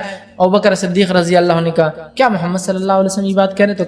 تو کہا پھر میں اس کو مانتا ہوں، وہ جا کر آئے. صدیق سچا مطلب تصدیق کرنے والا، سچ کو ماننے والا. صدیقین جیسا ابوبکر صدیق اور دیگر سچے لوگ تھے. والشہداء اور شہید، جس طرح سے عمر ابن خطاب رضی اللہ عنہ، جس طرح سے عثمان ابن عفان رضی اللہ عنہ، جس طرح سے علی بن ابی طالب رضی اللہ عنہ، جس طرح سے حمزہ بن عبد المطلب رضی اللہ عنہ، اور جس طرح سے ایک لمبی فہرست شہداء کی. اور وہ صالحین اور جو نیک لوگ ہیں، اللہ کے نیک بندے ہیں، یہ وہ 4 لوگ ہیں کیٹیگریز جن پہ اللہ کا انعام ہوا. یہ سب ایمان کے بعد والی چیز ہے. ایمان لائے، وہ سارے تقاضوں کو پورا کرنے والے، لیکن ایمان کی بلندیوں کو چھونے والے، جس میں انبیاء جن کے درجے تک ساری انسانیت بھی مل جائے تو ایک نبی کے ایمان کے برابر یہ درجے تک نہیں تھی، وہ تھے. اور اس کے بعد ان کے راستے پہ ہمیں چلنا ہے، بالخصوص نبی اکرم صلی اللہ علیہ وسلم کے طریقے پہ. اور پھر وہ صدیقین، وہ سچے لوگ ہیں جو تصدیق کرتے تھے حق کی ہر دور اور زمانے میں. آج بھی اس زمانے سے ہم گزر رہے ہیں جس زمانے میں اسلام کا انکار کرنا، حق کا انکار کرنا معمولی بات سمجھی جا رہی ہے. اس دور میں تصدیق کرنا کہ میں ایمان لاتا ہوں اس چیز پر، من ان جیسا کہا گیا، یہ ایک سچے انسان کی، مومن کی آج پہچان ہے. وہ شہداء، وقت پڑنے پر اپنا جان مال تو انسان لگاتا ہے، جان بھی اللہ کے راہ میں لگا دے. وہ صالحین اور نیکیوں پہ اڑا رہے، اس لیے کہ آج نیکی کرنا بہت مشکل. اولئک رفیقا، اور اللہ نے کہا کیا ہی بہترین ساتھی ہے. جو اللہ رسول کی اطاعت کرے گا تو ہوں گا 4 لوگوں کے ساتھ، اور یہ بہترین ساتھی. تو یہ انعام والے لوگ ہیں. تو اللہ چلا ہمیں سیدھے راستے پر. کن کے راستے پر؟ جو اس راستے پہ چل چکے ہیں پہلے. وہ کون ہے؟ وہ 4 لوگ جن پہ تیرا انعام ہوا. وہ 4 لوگ یہ ہیں، ٹھیک ہے، صراط الذین انعمت علیہم غیر المغضوب، اور مت چلا ان راستے ان لوگوں کے پر جن پر تیرا غضب ہوا. اس سے مراد یہود، اس لیے کہ وہ ایمان والے تھے ہم سے پہلے، لیکن ایمان والے ہونے کے باوجود انہوں نے کفر کو اور شرک کو پسند، انبیاء کی نافرمانی کو پسند، اللہ کے جس کو شعار علامت انبیاء کو قتل کرنا پسند، جو رب چاہتا تھا اس کی خلاف ورزی کرنے کو پسند کیا. ہفتے کو مت شکار کرو، کرنا ہے پسند، سمجھ رہے آپ؟ نافرمانیوں کو پسند کیا، اطاعت چھوڑ دیا. یہود، ان پر اللہ کا غضب ہوا، اور یہود کی خصوصیت رہی جو ان سے کہا گیا وہ پیچھے رہے اس، اور اللہ رب العزت ان سے وعدہ کر چکا قیامت تک یہودیوں کو اللہ تعالیٰ آزمائے، زبردست عذاب. ہر صدی میں ان پہ عذاب آتا ہے الملک، ہر دور میں ان پر ایک صدی میں عذاب آتا ہے، زبردست اللہ عذاب لاتا، چونکہ ان کی سرکشیاں اتنی زیادہ ہیں. تو کہا غیر المغضوب، چلا انعام والی راہ پر، مت چلا ان لوگوں کے طریقے پر جن پر تیرا غضب ہوا، یہاں مراد یہود ہے. ولا الضالین، اور ان کے طریقے پہ مت چلا جو تیرے راہ سے بھٹک گئے، یہاں مراد نصارہ، اس لیے کہ ایک یہودیوں کو دیے گئے انبیاء انہوں نے قتل کیا انبیاءوں کو بے حرمتی، اور ایک دیے گئے نبی نصارہ کو انہوں نے خدا بنا دیا. مطلب دونوں ہی الگ الگ ڈائریکشن میں بھاگ، ایک حد سے پیچھے رہ گیا تو ایک حد سے آگے بھاگ گیا. جو ان کی رائٹس تھے، جو ان کا حق تھا، وہ چھوڑ کر ایک نے اتنا دیا کہ بولے یہ تو اللہ ہی ہے نبی کو، اور ایک نے کیا کیا، نبیوں کو قتل کیا جا رہا ہے دھڑلے سے. یہ نبی نے برابر فتویٰ نہیں، قتل کر دو، ایک بات اپنے دل سے خلاف کی، قتل کرا دو، مار دو. سمجھ رہا بات؟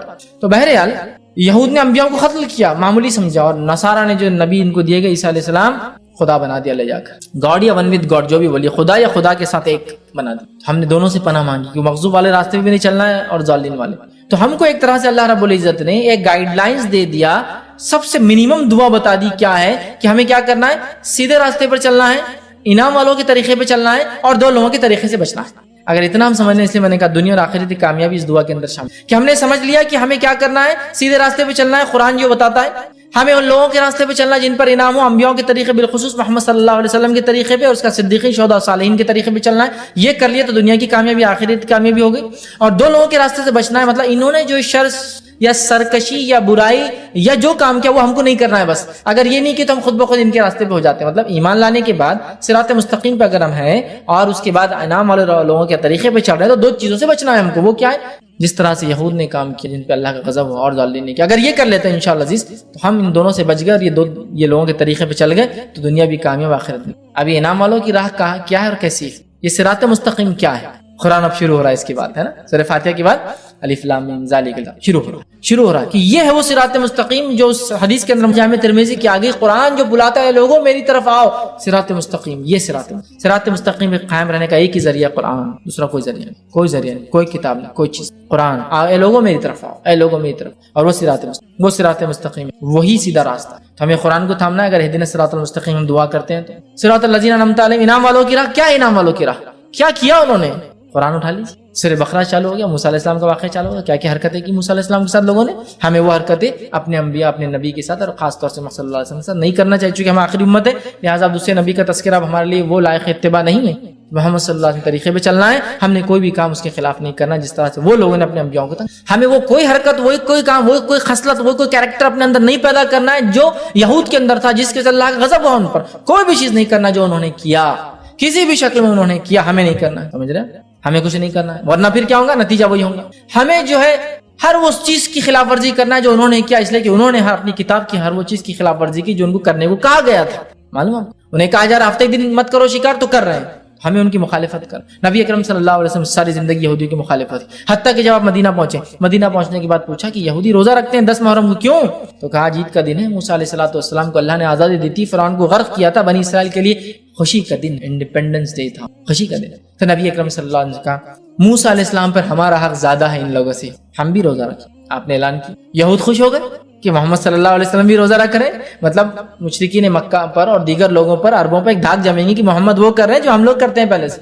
نبی اکرم صلی اللہ علیہ وسلم نے اعلان کیا اگر اگلے سال زندہ رہا تو میں ایک نہیں 2 روزے رکھوں گا. یہود نے کہا یہ آدمی کوئی ایک چیز تو جس میں ہماری مخالفت چھوڑے، کوئی ایک چیز تو. اب روزہ تھا اس میں بھی انہوں نے 2 رکھا. نبی اکرم صلی اللہ علیہ وسلم کوئی چیز میں ان کی جو ہے پیروی نہیں کی، ہر چیز میں مخالفت. آپ نے کہا یہود و نصارہ اپنے بالوں کو نہیں رکھتے ہیں، مطلب داڑیوں کو، سر کے بال جب سفید ہوتے ہیں تو وہ مہندی نہیں لگاتے ہیں، تو مخالفت کرو ان کی، تم مہندی لگاؤ. مطلب دیکھنے دکھانے میں بھی ان کی شواہد اختیار نہیں کریں گے، وہاں بھی مخالفت. سمجھ رہے ہیں؟ اتنی مخالفت سکھائی. نبی اکرم صلی اللہ علیہ وسلم نے ایک بار صحابہ سے تم مجھے عیسیٰ علیہ السلام کی طرح جو ہے مت چڑھا دینا، غلو مت کرنا میری ذات میں اللہ کا بندہ اور اس کا نبی، بس یہ میری حیثیت ہے، میں اللہ کا بندہ اور نبی ہوں. عیسیٰ علیہ السلام کے جیسا مجھے اوپر مت چڑھا دینا، اتنا اوپر مت لے جانا، مطلب ایسا کچھ مت کرنا میرے ساتھ جو انہوں نے کیا کہ اتنا عزت، اتنا احترام، اتنا غلو کیا کہ جو ہے حد سے آگے لے کے چلے گئے عیسیٰ علیہ السلام. تو ہم دعا کریں اللہ ان 2 کے طریقے میں، اور اللہ تو ہم دعا کریں اللہ میں سیدھی راستہ. صراط الذین انعمت علیہم، انعام والے. صراط مستقیم کیا؟ آپ قرآن پڑھنا ہے تو بتائیں گا قرآن کیا ہے. صراط اس کو نہیں پڑھتے لوگ بول رہے صراط مستقیم. دوسرا انعام والوں کا طریقہ اور راستہ کیا ہے؟ یہ قرآن پڑھنا پڑے گا، وہ بتائیں گا انعام والوں کے واقعات، قصے. قرآن کیا ہے؟ انبیاء کے واقعات، نیک لوگوں کے واقعات، ایمان لانے والوں سے اللہ نے کیا سلوک کیا اور کیا بدلہ دیا، اور کافروں سے اللہ نے کیا، یہی تو سڑا ہے واقعات، ہے نا. تو یہ جاننا انعام والوں کی راہ کیا. مغضوب غضب والے کون تھے، کیا حرکتیں کی، قرآن پڑھنا ہے تو پتہ چلے گا. یہود نے کیا کیا، ضالین کیا کیا جو گمراہ ہوئے، پڑھنا پڑے گا قرآن، پتہ چل جائے گا انشاءاللہ، تو ہم بچ سکیں گے. تو یہ کام کر لیا تو دنیا کی کامیابی بھی انشاءاللہ ہماری ہے، اور آخرات میں بھی ہم انشاءاللہ ضرور کامیاب ہوں گے. تو یہ بہت مختصر سا ترجمہ میں نے سورۃ الفاتحہ کا آپ کے سامنے رکھا. بسم اللہ الرحمن الرحیم. ایک بار پھر دہرا دیتا ہوں، بسم اللہ الرحمن الرحیم جو ہے اللہ کے نام سے جو بڑا مہربان نہایت رحم والا. الحمدللہ رب العالمین، تمام تعریف اس اللہ کے لیے سارے عالم کا رب ہے. الرحمن الرحیم، بڑا مہربان نہایت رحم والا. مالک یوم الدین، روز جزا کا مالک، روز جزا کا جو ہے اللہ تعالیٰ مالک، قیامت کے دن کا اللہ تعالیٰ مالک ہے. مالک یوم الدین. ایاک نعبد و ایاک نستعین، اے اللہ ہم تیری ہی عبادت کرتے ہیں، تجھی سے مدد طلب کرتے ہیں، ہر قسم کی عبادت صرف تیرے لیے کرتے ہیں، اور ہر چھوٹی چھوٹی چیز سے مانگتے ہیں. اہدنا الصراط المستقیم، چلا ہم کو سیدھے راستے پر، چلا ہم کو حق کے راستے پر. اہدنا الصراط المستقیم صراط الذین انعمت علیہم، ان لوگوں کے طریقے پر جن پر تیرا انعام، فضل اور کرم ہوا. غیر المغضوب علیہم، ان لوگوں کے طریقے میں مت چلانا جن پر تیرا غضب ہوا. ولا الضالین، اور جو تیری راہ سے بھٹک گئے. اور اس کے بعد ہم دیکھتے آمین جو صحابہ وغیرہ کہا کرتے تھے. آمین کا مطلب ہوتا ہے اے اللہ اس چیز کو قبول کر، مانگ رہے ہیں. آمین کا معنی ہوتا ہے اللہ اس کو ایکسیپٹ کر، قبول کر ہم سے، آمین۔ تو بہرحال یہ چند باتیں تھیں، یہ جو پیغام تھا سورۃ الفاتحہ، اور یہ مختصر تھا اس کی فضائل اور ترجمہ تھا، تاکہ جس سورت کو ہم ہر نماز میں پڑھتے ہیں، اس کے بغیر کوئی نماز نہیں، حدیث میں آتا ہے لا صلاۃ لمن لم یقرأ بفاتحۃ الکتاب، بخاری کی روایت ہے، اس کی نماز نہیں سورہ فاتحہ نہ پڑھی۔ کیا معنی ہے سورت کا؟ بس میں نے اس مختصر سے وقت میں آپ کے سامنے معنی رکھنا مناسب سمجھا، تاکہ ہم لوگ اس کا معنی جب سمجھیں گے، جب نماز پڑھیں گے انشاءاللہ، تو پھر ذہن رہے گا، جو ہم مانگ رہے دعا پہ کنسنٹریٹ ہم کر سکیں گے، جو ہم مانگ رہے الحمدللہ رب العالمین۔ تو جب دعا کریں گے تو ہمارا ذہن رہے گا کیا اللہ سے مانگ رہے، معلوم تو ہمیں وہ، ٹھیک ہے۔ بہت سارے لوگ سورۃ الفاتحہ پڑھتے ہیں لیکن ابھی نماز نہیں پڑھی کہ اس کی مخالفت کر رہے ہیں، اس لیے کہ جو پڑھا معلوم ہی نہیں کیا پڑھا، تو لہٰذا ہمیں چاہیے نہ ہی صرف سورہ فاتحہ بلکہ پورے قرآن کو سمجھنے کی کوشش کریں۔ اسی پہ اپنی بات کو میں ختم کروں گا۔ اللہ رب العزت سے دعائیں کہ اللہ سبحانہ تعالیٰ ہم تمام کو جو ہے کتاب و سنت کو جو ہے پابند بنائیں، ہم تمام کی دعائیں جو ہم کرتے ہیں سورۃ الفاتحہ کی شکل قبول کرے، ہم تمام کو صراط مستقیم پہ تا حیات قائم رکھے، ہم تمام کو ان لوگوں کے راستے پہ چلائے جو لوگوں پہ اللہ تیرا انعام ہوا، اے اللہ ان لوگوں کے راستے سے ہماری حفاظت کرتے ہیں جن پہ تیرا غضب یا جو تیرے راستے سے بھٹک گئے، جب تک ہمیں زندہ رکھ اے اللہ، ایمان اور اسلام پر زندہ رکھ، جب بھی ہمارا خاتمہ ہو ایمان پر ہمارا خاتمہ ہو۔ وآخر دعوانا الحمدللہ سبحان ربک رب العزت عما یصفون وسلام علی المرسلین والحمدللہ رب العالمین۔ بسم اللہ الرحمن الرحیم، الحمدللہ رب العالمین والصلاة والسلام علی خاتم النبیین والمرسلین، رب اشرح لی صدری ویسر لی امری لسانی۔ السلام علیکم ورحمۃ اللہ وبرکاتہ۔ فیض بھی جیسے کہ آپ نے بتایا اللہ مطلب جو گھمنڈ کرتے ہیں تو ان تکبر کرتے ہیں ان کو بالکل بھی پسند نہیں کرتا، تو جو لوگ جو بھی مسلم ہیں جو گھمنڈ کرتے ہیں تکبر کرتے ہیں کیا وہ اسلام سے خارج ہو جائیں گے یا پھر ان کا مطلب کیسا رہے گا؟ اور ایک سوال ہے کہ جیسا رحم کے رشتے کے بارے میں بتایا تو اس پہ تھوڑا ڈیٹیل بتائیں، رحم کے رشتے کون سے رہیں گے اور نہیں کون سے رہیں گے، مطلب کون سے رشتے رحم کے نہیں رہیں گے؟ بھائی نے ایک سوال کیا کہ اللہ تعالیٰ تکبر کو پسند نہیں کرتا، میں نے کہا تو کیا تکبر کرنے والا اسلام سے خارج ہو جاتا ہے؟ تو یاد رکھیے تکبر کرنے والا ایک گناہ کبیرہ کرتا ہے لیکن وہ اسلام سے خارج نہیں، اسلام سے خارج نہیں ہوتا، اس لیے کہ یہ ہمارا عقیدہ ہے گناہ کبیرہ کرنے سے اسلام سے انسان خارج نہیں ہے جب تک کہ کفر و شرک نہ اختیار ہے، حالانکہ یہ بھی گناہ کبیرہ لیکن اسلام سے خارج ہو جاتا ہے، ٹھیک ہے۔ ورنہ ایسا کوئی گناہ کبیرہ کر لے جیسا کہ زنا کر لے یا تکبر کر لے تو اس سے اسلام سے خارج نہیں ہوتا ہے، اس کو توبہ کرنا لازم ہے، لیکن تکبر یاد رکھیے ایک بہت سنگین جرم ہے، اس لیے کہ اللہ کے رسول صلی اللہ علیہ وسلم ایک حدیث میں فرماتے ہیں کہ اللہ فرماتا ہے کہ تکبر کبریائی بڑائی یہ اللہ کی چادر ہے، یہ اللہ کی چادر ہے، سمجھ رہے آپ؟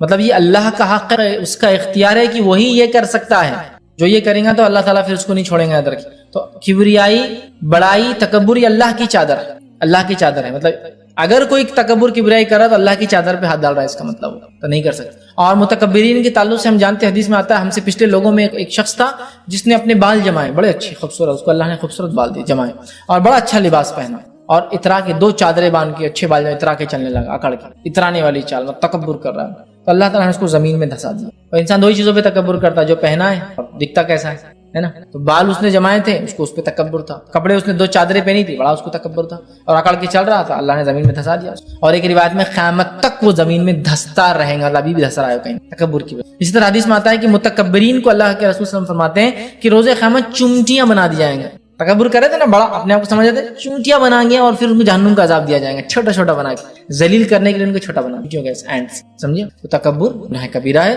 اس سے بچنا چاہیے، لیکن اس کے کرنے سے انشاءاللہ انسان اسلام سے باہر نہیں ہوتا، وہ اپنے رب سے اللہ سے سچی توبہ کر لے انشاءاللہ جس مسئلہ نہیں۔ لیکن آج کے دور میں تکبر سے بچنا بہت زیادہ لازمی ہے، اس لیے کہ ہم بہت چھوٹی چھوٹی چیزوں پر آج تکبر کرتے ہیں، اللہ ہم پر رحم کرے، بہت چھوٹی چھوٹی چیزوں، اچھا چشمہ پہن لیا اس پہ تکبر ہے مجھے، اچھی اس پہ تکبر ہے مجھے، اچھا لباس پہن لیا تکبر ہے، شکر ادا کیجیے، اچھی سے اچھی چیز پہنی ہے تکبر یہ نہیں ہے، شکر ادا کیجیے، اللہ تمام تعریف بہت نعمتیں شکر کیجیے، لیکن ہر چیز پر ہم تکبر کرتے ہیں، بلکہ بہت ساری چیزوں کے خریدنے کی وجہ تکبر ہے کہ سماج میں لوگ کیا بولیں گے، میں بھی تو ان کے برابر ہوں اسٹیٹس میں، تو لہٰذا اپنی بڑائی بتانے کے لیے وہ چیز خرید رہا ہوں، تو ہمیں چاہیے اسے ہم بچیں، یہ بہت سی جرم ہے اور تکبر بہت بڑی بڑی برائیوں تک لے جاتا ہے، اس لیے کہ شیطان کا پہلا گناہ جو نافرمانی اس نے کی وہ تکبر کی، اس نے شرک کفر نہیں کیا تھا، تکبر، میں اچھا ہوں آدم سے، میں اچھا ہوں، حق کو نہیں مانا، اللہ نے کہہ دیا سجدہ کرو کر لیتا، تکبر بڑی خطرناک چیز ہے، یاد رکھیے۔ تو تکبر کبر کا جس میں مرض بیماری آ جاتی ہے نا اس کے زوال کا وقت شروع ہو جاتا ہے، لہذا کسی میں ہو فوراً اللہ توبہ کرے، لیکن یہ کرنے سے اسلام سے خارج نہیں ہو۔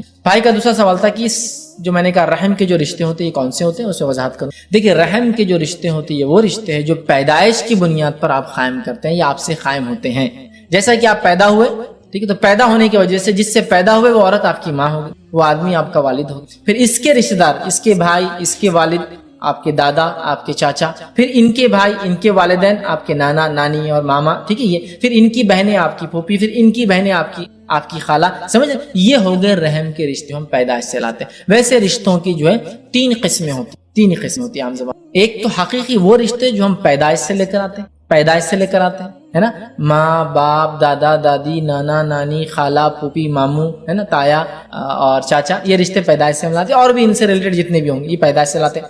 رشتے کی دوسری قسم وہ ہے جو ہم نسبت سے پیدا کر لیتے ہیں. نسبت سمجھ, شادی کی وجہ سے نسبت قائم ہوگی ایک لڑکی سے, تو وہ لڑکی کا والد ان لاز بن جاتے ہیں, آپ کا خسر, آپ کی جو ہے ساس, ہے نا, سمجھ رہا, ان لاز مطلب وہ اس کے والد ہے لیکن آپ کے اس کا بھائی آپ کا بردر ان لا, ہے نا, مطلب ایک نسبت کی وجہ سے وہ رشتہ دار بن جاتے ہیں. دوسرے رشتے قسم. تیسرے وہ رشتے ہوتے ہیں جو ہم بناتے ہیں, جس میں سب سے اول جو ہوتا ہے وہ دوستی کا رشتہ ہوتا ہے, دوست بناتے ہیں. لیکن یاد رکھیے رشتے بنانے میں ہرگز رشتے کا بھائی, رشتے کی پھوپھی, رشتے کی خالہ, رشتے کا دادا, رشتے کا باپ, رشتے کی ماں, رشتے کی بہن نہیں ہوتا ہے. اسلام میں یہ سگے ہی ہوتے ہیں. رشتے بنانے سے مراد ٹرمز کے بنیاد پر دوستی, فرینڈشپ جس کو بولتے ہیں, پڑوسیوں سے جو بناتے ہیں تعلقات, دوستوں, یہ میں بولنا چاہ رہا ہوں. لیکن اسلام میں منہ بولے رشتوں کی کوئی اہمیت. جو آپ نے سوال کیا تھا صلہ رحمی, رشتوں کی تو رشتے کون سے ہیں, تو صلہ رحمی جو رشتے رحم سے بنتے ہیں وہی رشتے ہیں, ٹھیک ہے. تو یہ سارے رشتے, اور دوسرا رشتے جو نسبتی بنتے ہیں وہ بھی رحم کی بنیاد پہ ہی بنتے ہیں, ہے نا. نسبت جب قائم ہوئی, ہے نا, پھر وہ رحم سے تعلق ہوا, پھر اس سے اولاد پیدا ہو رہی, پھر نہیں. تو بہرحال رشتوں کی اقسام ہیں. اس میں محرم بھی ہو سکتے ہیں, غیر محرم بھی ہو سکتے ہیں. جیسے چاچی, مامی میرے لیے غیر محرم ہے لیکن میرے رشتہ دار ہیں. وارث بھی ہو سکتے ہیں, غیر وارث بھی ہو سکتے ہیں. کچھ رشتہ دار وارث بنتے, کچھ نہیں بنتے, لیکن یہ پھر بھی رشتہ رحم ہے. تو لہٰذا رشتوں سے مراد وہ جو پیدائش کی بنیاد پہ آپ رشتے لاتے ہیں, جس میں سب سے اول ماں, پھر اس کے بعد والد, اس کے بعد بہن, اس کے بعد بھائی, پھر اس کے بعد ادھر چاچا, دادا, چاچا, ادھر نانا, وہ ادھر خالہ, ماں کا مقام خالہ, پھر ادھر پھوپھی. تو بہرحال یہ رشتے جس کا پھر اس کے بعد درجہ, اس کے بعد درجہ, اور ان سے حسن سلوک کرنا. حسن سلوک میں تمام چیزیں شامل ہے. غریب ہو تو مالی مدد کرنا, ضرورت ہے تو اپنے وسیلوں سے ان کے کام, مالدار تو بہت ہے, وسیع اپنی پہچان سے ان کا کام نکلوا دینا, ان کو خوش مزاجی سے دیکھنا, مسکرا کر دیکھنا, ان کے لیے فزیکل کو ورک کی ضرورت ہو تو ہاتھ بٹانا, ان کے لیے جو کچھ خیر خواہی کا ہو سکتا ہے, اچھی سوچ رکھنا, اچھی بات کرنا, اچھا کلام کرنا, جو کچھ حسن سلوک میں آتا ہے وہ سب کے مستحق یاد رکھیں. ہمیں چاہیے کہ ہم رشتوں کو بلا وجہ نہ توڑیں, توڑتے بھی ہے تو صرف دینی بنیاد پہ توڑیں, اور اگر ایسا کوئی مسئلہ جس پر سامنے والا رشتہ توڑتا تھا وہ توڑیں. آپ اپنی طرف سے کبھی اس لیے کہ رحم فریاد کیا اللہ سے, رحم, اے اللہ میرا معاملہ. اللہ نے کہا جو تجھ سے رشتے قائم رکھیں گا میں اس سے اپنا تعلق کروں گا, جو تیرا رشتہ کاٹ دے گا میں بھی اپنا تعلق کر لوں گا. تو بڑی اہم بات ہے. تو لہٰذا ہم کو جوڑنے والا بننا چاہیے, توڑنے والا نہیں. کوئی اگر ہم سے ناراض ہو کے توڑ لے تو پھر بھی جوڑنے کی کوشش کریں, پھر بھی وہ نہ مانے, آپ قائم رکھیے, کہیے میں نے تو نہیں توڑا, آپ آنا چاہے آئیے مت, لیکن میں رشتہ اپنا قائم ہے. تو یہ بڑی اہم چیز کو باقی رکھنا. آج کے زمانے میں ہم لوگ توڑنا بڑا آسان سمجھتے ہیں, جوڑنے کو سمجھتے ہیں کیا ضرورت ہے, جبکہ جوڑیے کوشش. السلام علیکم. اگر کوئی پرسن انلیگل انٹرکورس کرتا ہے, پھر بعد میں وہ اللہ سے اپولوجی مانگتا ہے ٹرولی اور اس کے لیے کرتا ہے, پھر اس کا فرینڈ کہتا ہے کہ suppose I will also do that thing, مطلب میں بھی وہ کروں گا, اور پھر بعد میں مطلب لائک باسوں کے ساتھ ایسا کروں گا, اور پھر بعد میں اللہ سے اپولوجی مانگوں گا. تو اس چیز میں مطلب تھوڑا کلیریفائی کروں. بھائی نے ایک سوال کیا ہے کہ کوئی انسان ہے, اس نے جو ہے کسی کے ساتھ زنا کیا, زنا کرنے کے بعد وہ معافی مانگ لے, اس کو دیکھ کر اس کا دوست بول رہا ہے کہ میں بھی کیا کروں گا, بہت سارے لوگوں سے زنا کروں گا, اب تو نے معافی مانگ لی تو مطلب میں گناہ کر رہا ہوں تو پورا ہی کر لوں, جتنے وقت کرنا چاہتا ہوں کر لوں, پھر اس کے بعد میں بھی معافی مانگ لوں. تو کیا یہ درست ہے؟ دیکھیے سب سے پہلے کہ کسی کا گناہ کرنا دوسرے کے لیے گناہ کرنے کی دلیل نہیں. جیسا کوئی یہ نہیں کہہ سکتا کہ مسلم کی روایت میں ایک آدمی نے 100 قتل کیا تھا پھر توبہ کیا, تو کوئی قتل کرنے والا اس حدیث سے یہ نہیں لے سکتا کہ میں تو ایک ہی کیا, ابھی تو 99 باقی ہے, 99 کے بعد پھر دیکھیں گے اپن توبہ کریں گے. اس کو سمجھ 100 کے بعد آئی تھی اور وہ حقیقت میں نادم ہوا تھا, اس سے پہلے اس کو نہیں پتا تھا کہ یہ غلط ہے, اور اس کو یہ بھی نہیں پتا تھا کہ توبہ قبول ہوں گی نہیں ہوں گی. اس نے 99 قتل کے بعد ایک آدمی سے پوچھا کیا میری توبہ ہے, وہ آدمی کو علم تھا, اس نے کہا تیری توبہ کا ہے, 99 مرڈر کر دیا. وہ ایک سیریل کلر تھا, مطلب مارنے کی اس کی عادت تھی, اس نے 100 کا چونکہ اس کا ٹارگٹ تھا پورا کر لیا, اس کو مار دیا, کافر 100 پورے کر لیتا ہوں, لیکن پھر نادم, لیکن اس کو بتانے والا نہیں تھا. پھر ایک شخص ملا جس کو حقیقی علم تھا, ریئل نالج تھا, اس نے کہا تیرے توبہ اور تیرے رب کے بیچ میں کون آ سکتا ہے, کر ابھی بھی معافی 100 کے بعد بھی. تب اسے ریئل نالج ملا, کہا لیکن اس بستی میں رہیں گا تو خون ہی کرتا رہیں گا, اس بستی میں جہاں نیک لوگ ہیں, اس نے توبہ کی, نکلا اس بستی سے اور نیک لوگوں کی طرف چلا. وہ نادم تھا اور عمل کر چکا تھا کہ اب مجھے اس بستی میں نہیں رہنا. لیکن یہاں جو پہلے فرینڈ نے غلطی کی اور اللہ سے توبہ کی, دوسرا کیا کر رہا ہے, اس کے گناہ کو بیس بنا کے بول رہا میں توبہ بعد میں کروں گا. 100 مرڈر کیا, 100 مرڈر کرنے والے کو نالج نہیں تھا کہ اس کی توبہ ہے یا نہیں ہے, اس لیے کیا. اس شخص کو تو پتا ہے نا توبہ کا کانسیپٹ ہے, تو توبہ کے کانسیپٹ کا مس یوز اور ابیوز کر رہا ہے. یاد رکھیے جو لوگ گناہ کو اس بنیاد پہ کرتے ہیں کہ توبہ ہے نا اپنے پاس کر لیں گے, اللہ تعالیٰ دیکھا گیا ایسے لوگوں کو توبہ کا موقع نہیں دیتا. اور زنا جیسا عمل کے تعلق سے حدیث میں آتا ہے جب انسان زنا کرتا ہے تو ایمان اس کے اوپر چلا جاتا ہے, باہر نکل جاتا ہے. جب فارغ ہوتا ہے تو اس کے اندر. اب انسان اگر زنا کی حالت میں مر جائے تو ایمان اس سے باہر تھا. یہ سب غائب کی بات ہے, کیسا آتا ہے یہ حدیث میں, لیکن اوپر چلا جاتا ہے, اس لیے میں اشارہ کر رہا تھا, لیکن غائب کی بات چلا جاتا ہے. تو یہاں جو وہ سیکنڈ جو آدمی کر رہا ہے وہ ایک جس کو کہیں گے ویل پلانڈ ایک عمل کر رہا ہے نا, ایک چیز